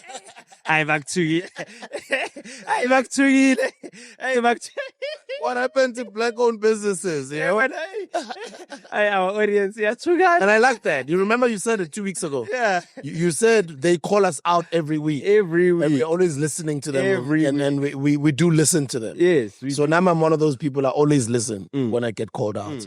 And I obviously engage the guys. Mina no Lebza vele vele, the deal was supposed to have been done then. But it's just that he was also fixing his back-end system. He was, I think they were working on upgrading the system, the back-end system, technology system, a Swiper, a Tembisa. So finally that now we are doing the deal. Pretty much Mzakes Kitchen from June all the way to the rest of the year will be on those 4 platforms. That's where we're starting. And as time grows, we'll be on the rest of the others, right? Because it's not only those 4. So Uber Eats, Mr. D, Swiper, Spaza Eats, Mzakes Kitchen, available. Local brand, and we're excited that we're launching this week. Show us some love, order the food. If you don't like the food, be honest, let us know. Maybe they delivered late. Maybe when you received the order, the food was a little bit cold. Maybe you didn't like the way when the meal came, they forgot your Mofire can. And remember, for every meal that you order, it comes with a complimentary can of Mofire. When you buy our big Amakoporosh family platter, our family platter feeds about 10 people plus. When you buy that, you're getting a complimentary 6-pack of Mofire. So if maybe you're not getting the 6-pack, maybe, like every business when it starts, it's got its own mistakes, got a teething process.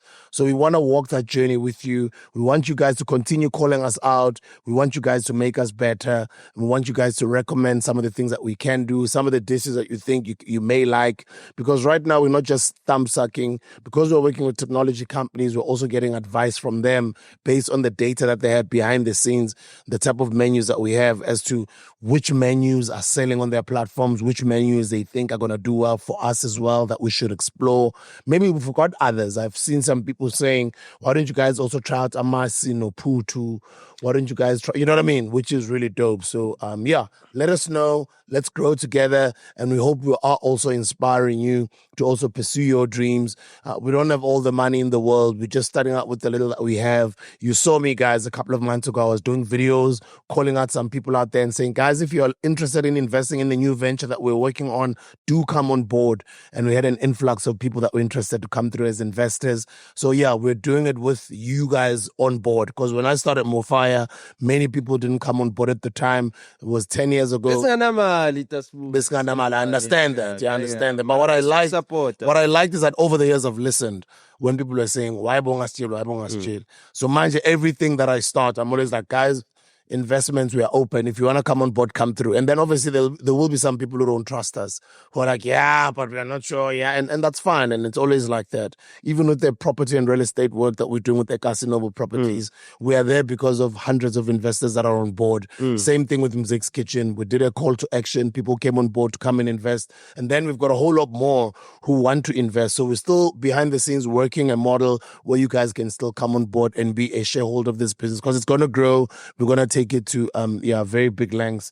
And I just want to appreciate my brother NOTA for walking the journey together with me. And thank you very much for today. Drive safely in Limpopo. Pass my regards to the family and have a great time. No.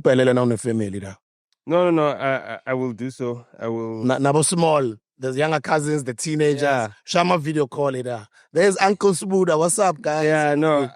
I need to. I need to ensure that, you know, especially all the young family get to spend some much needed quality time with me this time, because, you know, I haven't had the chance to be with them for many, many years. You know, I sacrificed many, many years not being able to be with family. So it's really like great that what I'm doing right now allows me to have so much time for family. But, you know, as you're speaking about just all the efforts that you're doing into reinvigorating the Mzakes brand and what you've done, it just reminded me of the lady we spoke about last week, Umam Nandinyembe. Oh, yes.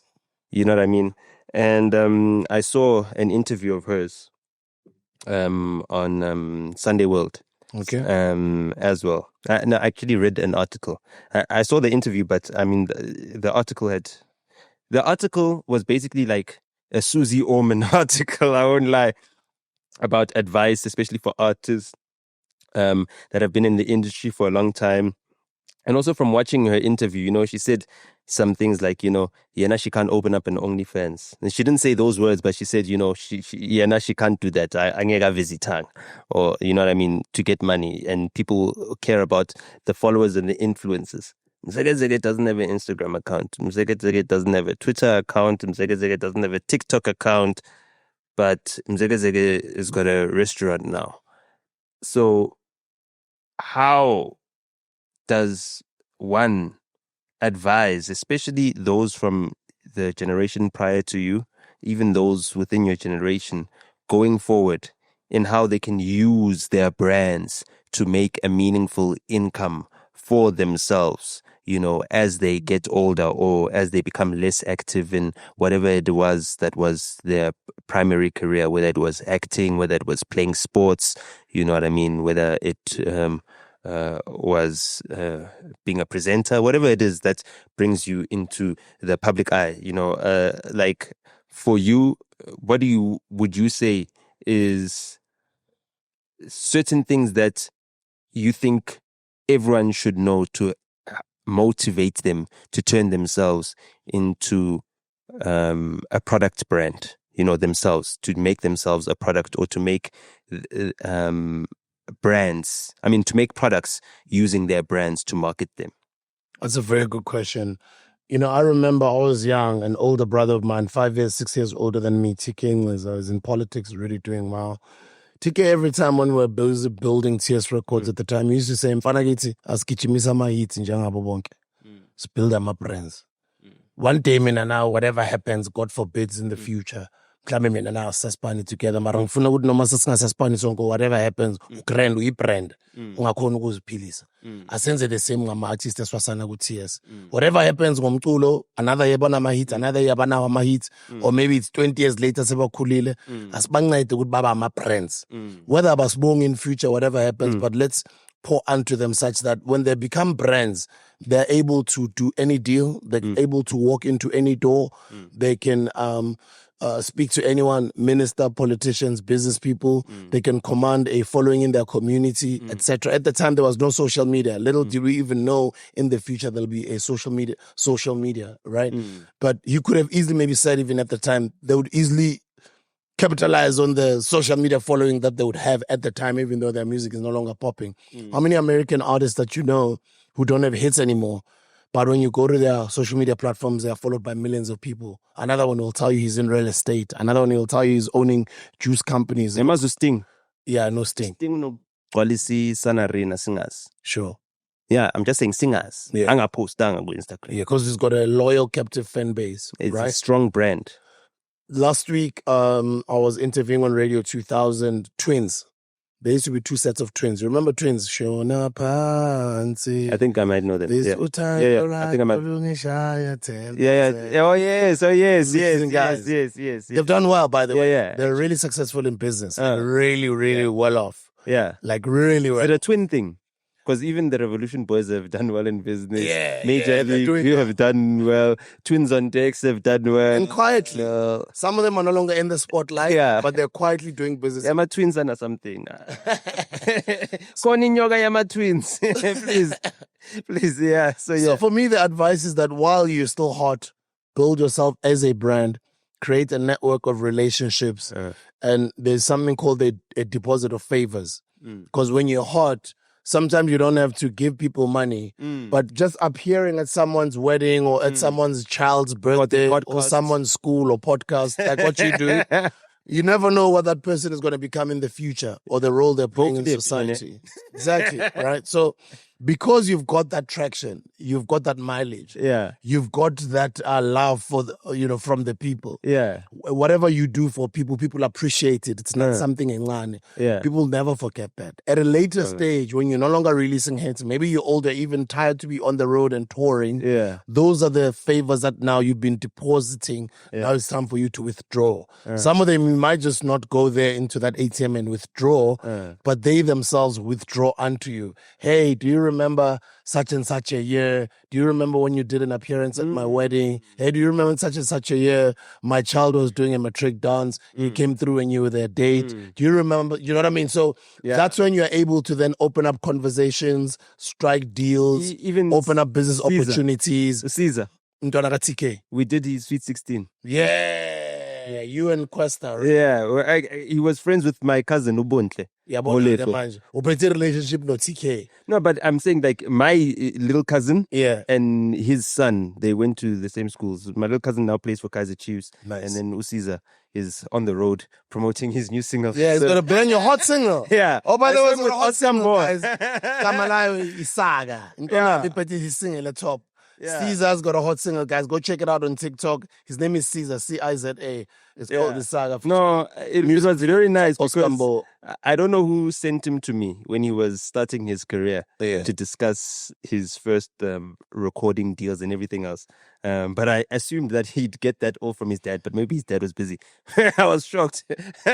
He came to me and he's like, no, Khodwan, please assist me in this musical journey. So I'm very glad to have connected with him. But even outside of that, I think he also invested in a franchise, a hair franchise, right? Yeah, he's got a Legends Barber in Rosebank.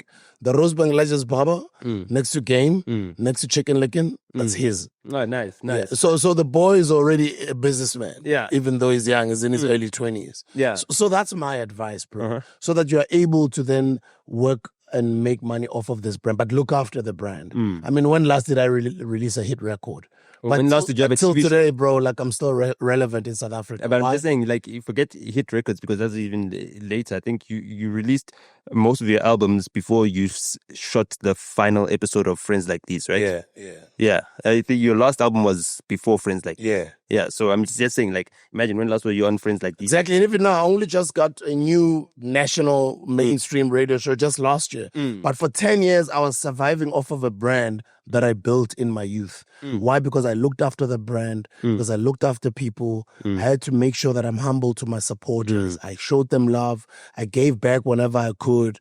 I made sure that I was not selfish. I was selfless with my brand, but I still protected my brand. I did all the interviews. I tried as much as I could to be early for interviews, respect people who are asking me for interviews, and just tried as much as I could to be the best South African citizen I could be while safeguarding and protecting my brand that I built. And then I'm able to live the rest of my life with this brand. And so now how do we inspire others to do the same, especially those who have been on television like you have, you know what I mean?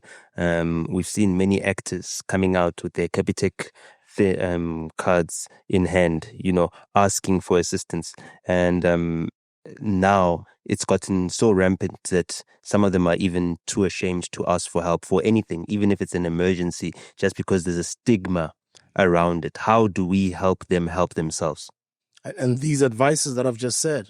So as you're building this thing, it's not just about the hits and the weekend money or the instant gratification. Think about the future, because you're investing in your future.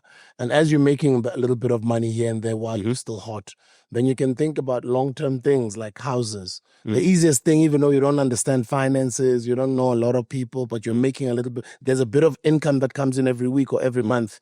Rather than you can just buy a house over there, you can rather extend it. Just the simplest thing to do is property, or just buy some land or buy a farm somewhere. You know what I mean? Those are some of the little things that you can do, even though you might not know in the future. You're not sure in the future you'll be able to carry this thing by yourself and make a living. But at least if the little cents that you're getting, you're able to put them into land, you're able to put them into property while safeguarding this brand that you're building.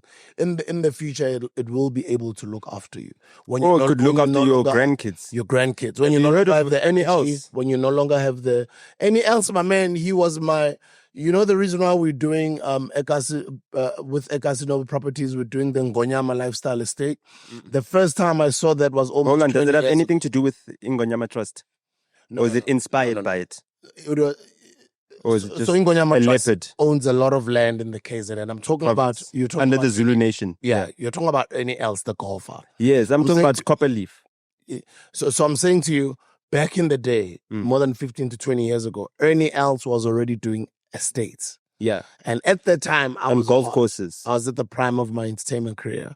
I was already inspired by what any else was doing. And I was like, in the future, I'd like to do real estate development. I'd like to do our own estates because any else is leveraging off of his brand. And obviously, Ingamla, and he's in golf. So he speaks to that market, people with money and people that can partner with him and create such estates. And golf tourism. And he's got a lot. I mean, I've got some land in an estate. Actually, Somizi also owns some land there as well, and some prominent celebrities in a place called Val de Grace in Paris. Any else? In the Free State. Yeah, in the Free where they used to make Ama Vaslap. Ama Vaslap poetry used to be made in Paris. What happened. That's his estate with his other business partners. He's got multiple estates throughout the country. What did he do? He leveraged off of his brand. It's so sad. And he's no longer as hot as he was in his golfing career, but all of his investments that he's been able to do, he's wealthy. He's been able to create generational wealth. But what I'm saying is which means that Copperleaf was discovered after his grandfather passed away, and then they were doing an asset audit, and then they found that piece of land in Centurion where the Copperleaf estates are right now. For you had to invest. Yeah. You didn't have anything to inherit. You know what I mean? So also we can draw the inspiration and do it our own way. So how do we then make up for our capital deficit with pooling incomes? Crowdfunding, coming together, putting our money together and building together. But it's not easy to find people that think like you. But it's your challenge to go out there and find like-minded people like you, who think like you, who see the future like you. So do you think like the acting community can also crowdfund? And not even a lot of them, just 10 of them. They can just come together. Imagine 10 of them. Adulting, let's just say adulting alone. And because now they're still hot and they're young. It's student accommodation. Exactly. Yeah, I understand. Okay. No, I like that idea. For me, I think that technology also needs to assist. The broadcasters need to assist. I feel like SABC Plus is an underutilized platform. I feel like growing. We're about to hit 1 million subscribers. 900,000. Imagine. Yeah, I love SABC Plus because you can watch Bafana play from anywhere in the world. Yeah, from anywhere in the world. And it's free, guys. SABC Plus is free. It's just like Showmax. It's just like Netflix, but it's free. All the SABC shows there, the movies, like everything. Variety shows, sports shows, everything. The news, everything. So and even live shows, you can watch live. SABC used to have the continuity presenters. What I would like to see on SABC Plus, right, is not fan engagements, but talent pages. Like I'd like to see a DJ Spoo page.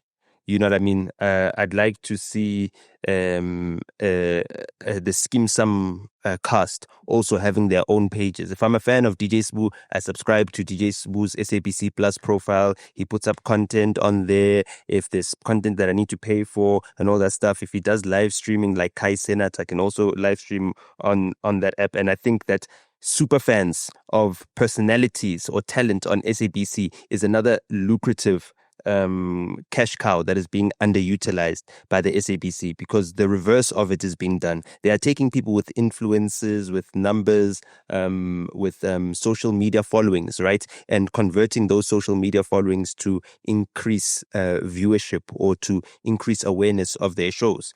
But they're now not using the fact that they're now creating stars, right, to then leverage off of the fact that they can create the stars and then help the stars monetize their own name, likeness, and image using the SABC Plus platform to create, a vertical where the talent is integrated into the production, is integrated into the distribution. So the distribution is the SABC Plus, the production is the shows that are being put together, the talent are the actors that are working, all are there. And each of those different parts of that vertical are bringing in revenue for different aspects. And I think that, the SABC could do well with that.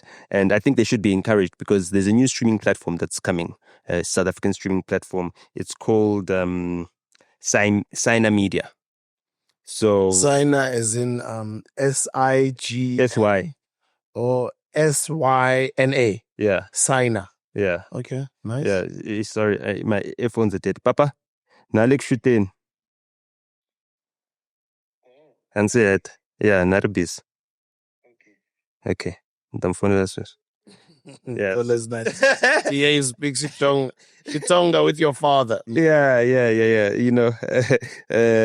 So MTN Group, Africa's largest mobile network operator, has entered a strategic partnership with Signa Media, a leading video software provider, to develop a new streaming platform tailored for mobile and fixed broadband subscribers across Africa. This collaboration aims to enhance digital content accessibility, provide a diverse range of viewing options to meet the evolving preferences of audience throughout the continent. The service will leverage Signa Media's advanced cloud-based technology to deliver both linear television and video on-demand content. The platform will offer diverse monetization models, including subscriptions, ad-supported content, and free streaming channels with a targeted advertising. Each market will benefit from a curated content strategy thoughtfully adapted to local cultures, languages, and viewing habits, ensuring deep relevance and strong audience resonance across the continent. Signa Media's technology will play a key role in shaping the platform, enabling seamless content management and personalized recommendations. With Signa Media's integration expertise,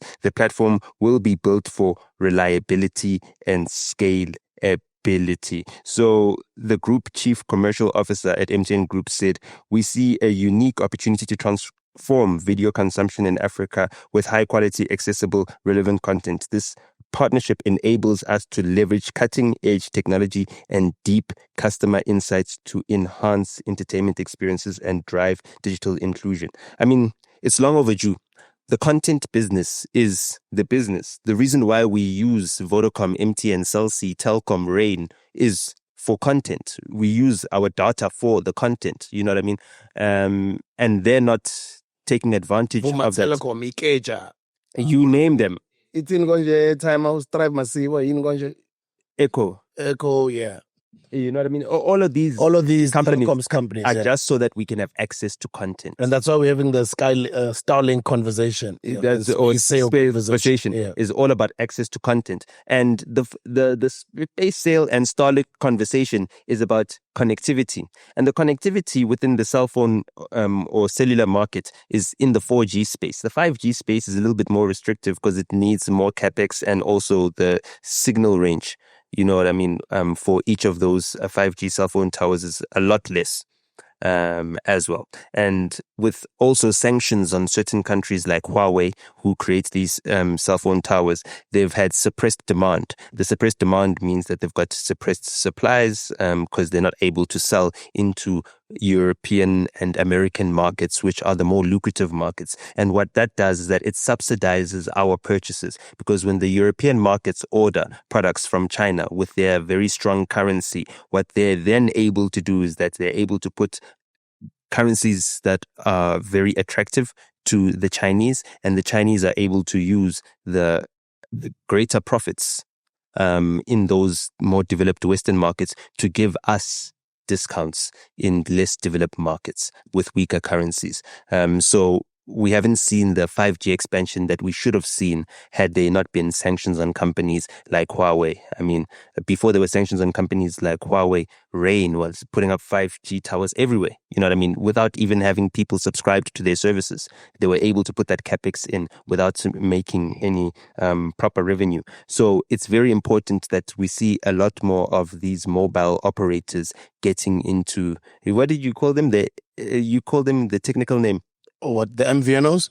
Yeah, what is that? Telecoms companies? Yeah, because you're speaking to Samantha Janssen. And you checked out that episode, yeah. She's incredible.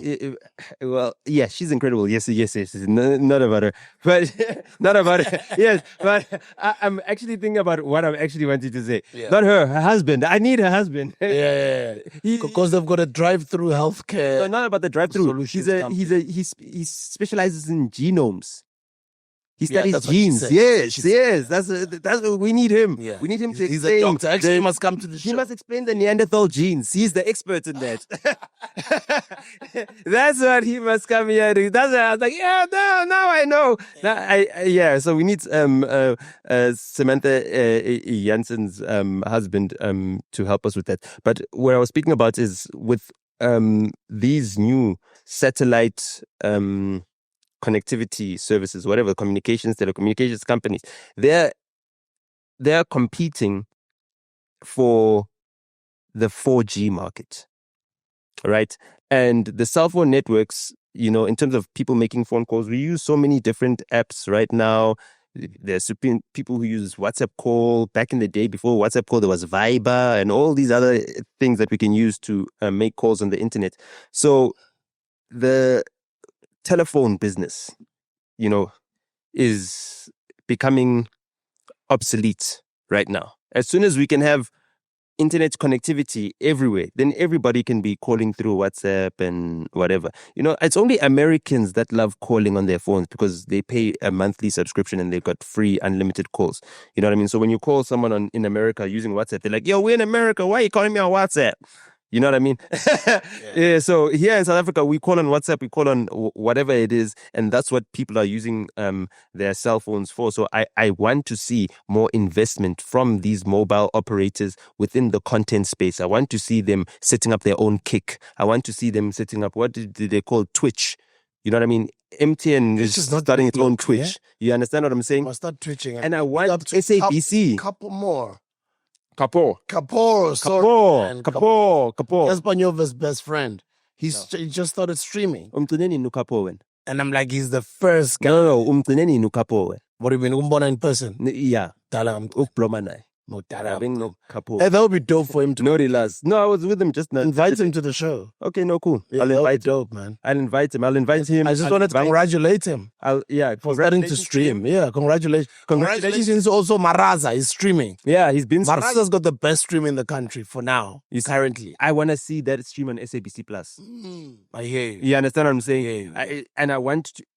Vodafone to have their own streaming. Rival Rain. What DSTV is trying to do. I want them to be so many of them. Yeah. That all of these actors that need money will never have a place where they can't get employment. Yeah, they can't struggle anymore. They can't struggle. I don't need a producer.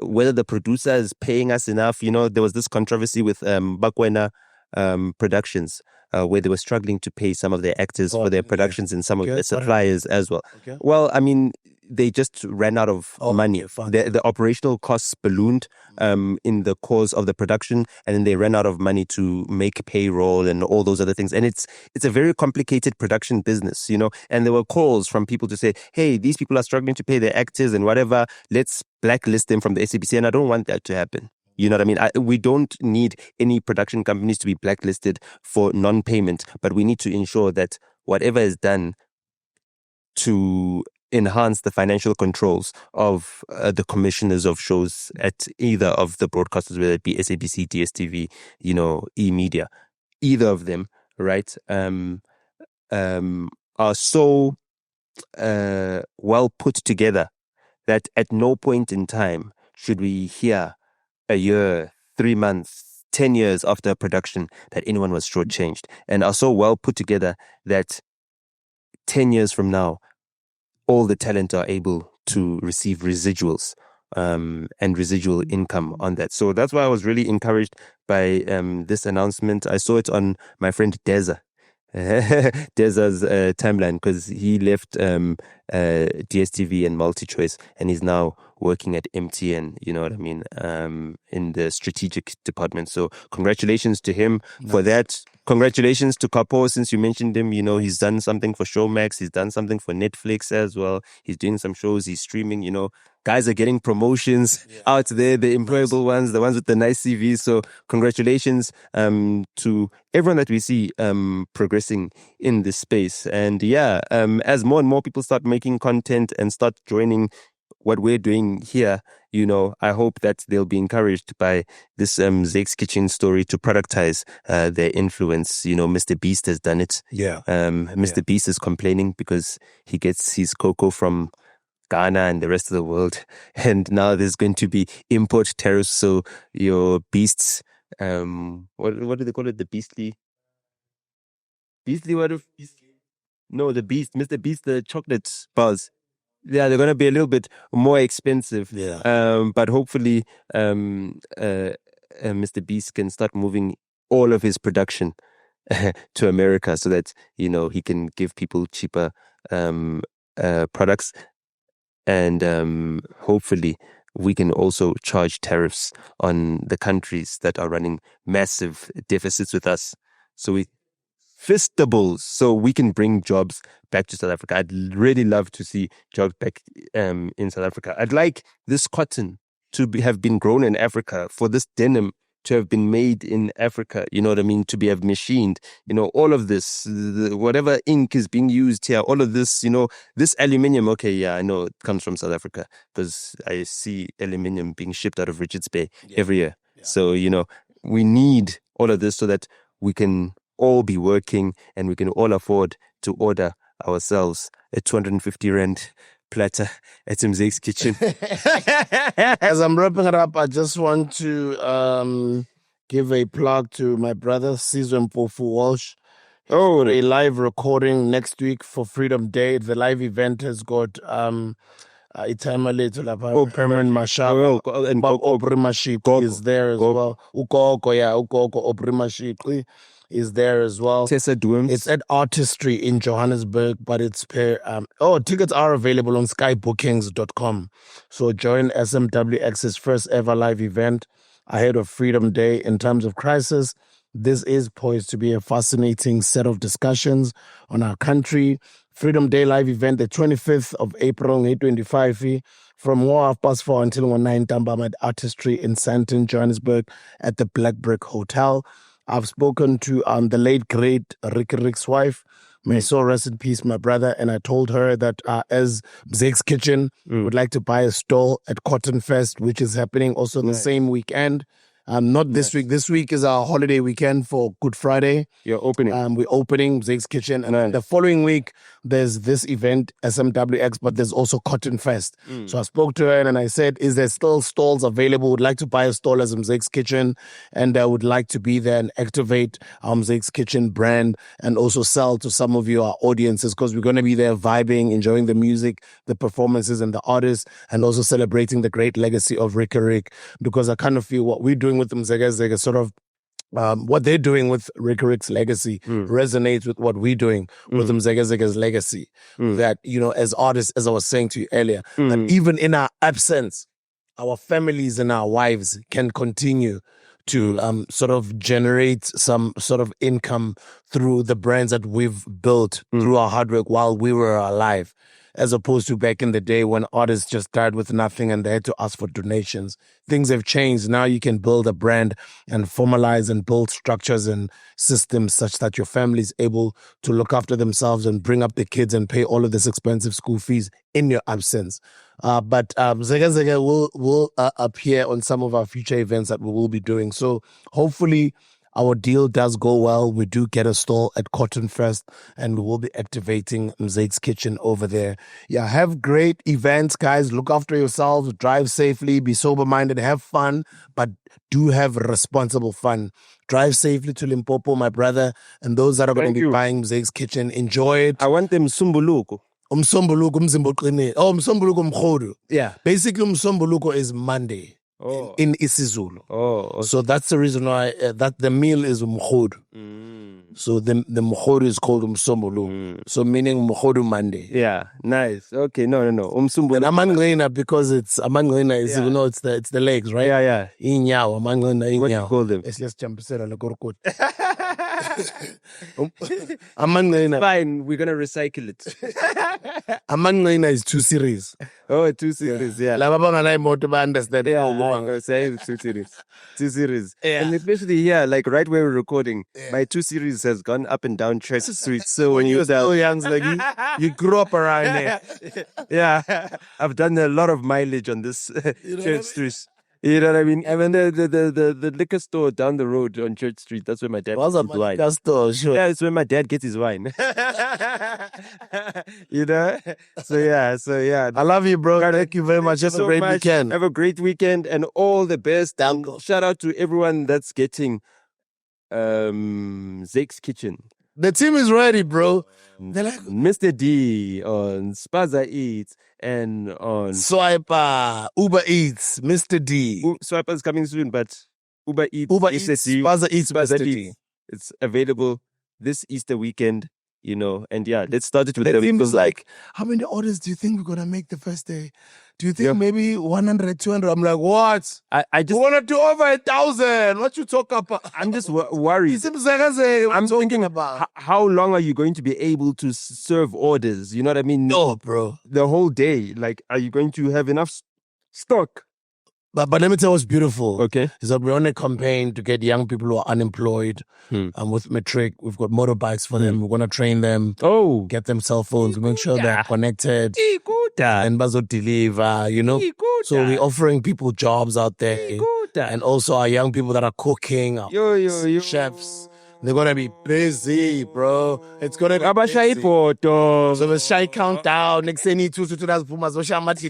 So recording content. It's going to be a lot of fun, bro. No, I'm excited. You know, always a new business or a new baby is always exciting. It's always an exciting endeavor. And yeah, I'm glad that at least there's one product that this platform is able to sell, you know.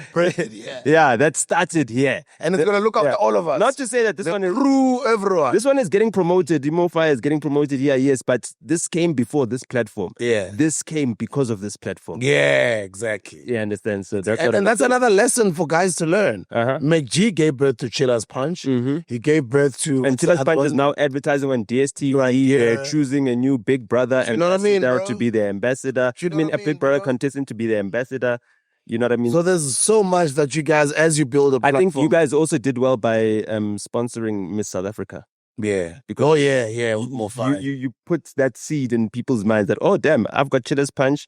If Mofire is able to sponsor more Miss South Africa, then what's stopping me from sponsoring Big Brother? You understand what I'm saying? Big moves. And Big Brother is an African audience. Yeah. Which is great. You know what I mean? Dope. So continentally speaking, that's really dope. No, let's wrap it like that. Otherwise, you can talk. It's not a Monday, unless it is a NOTA Monday.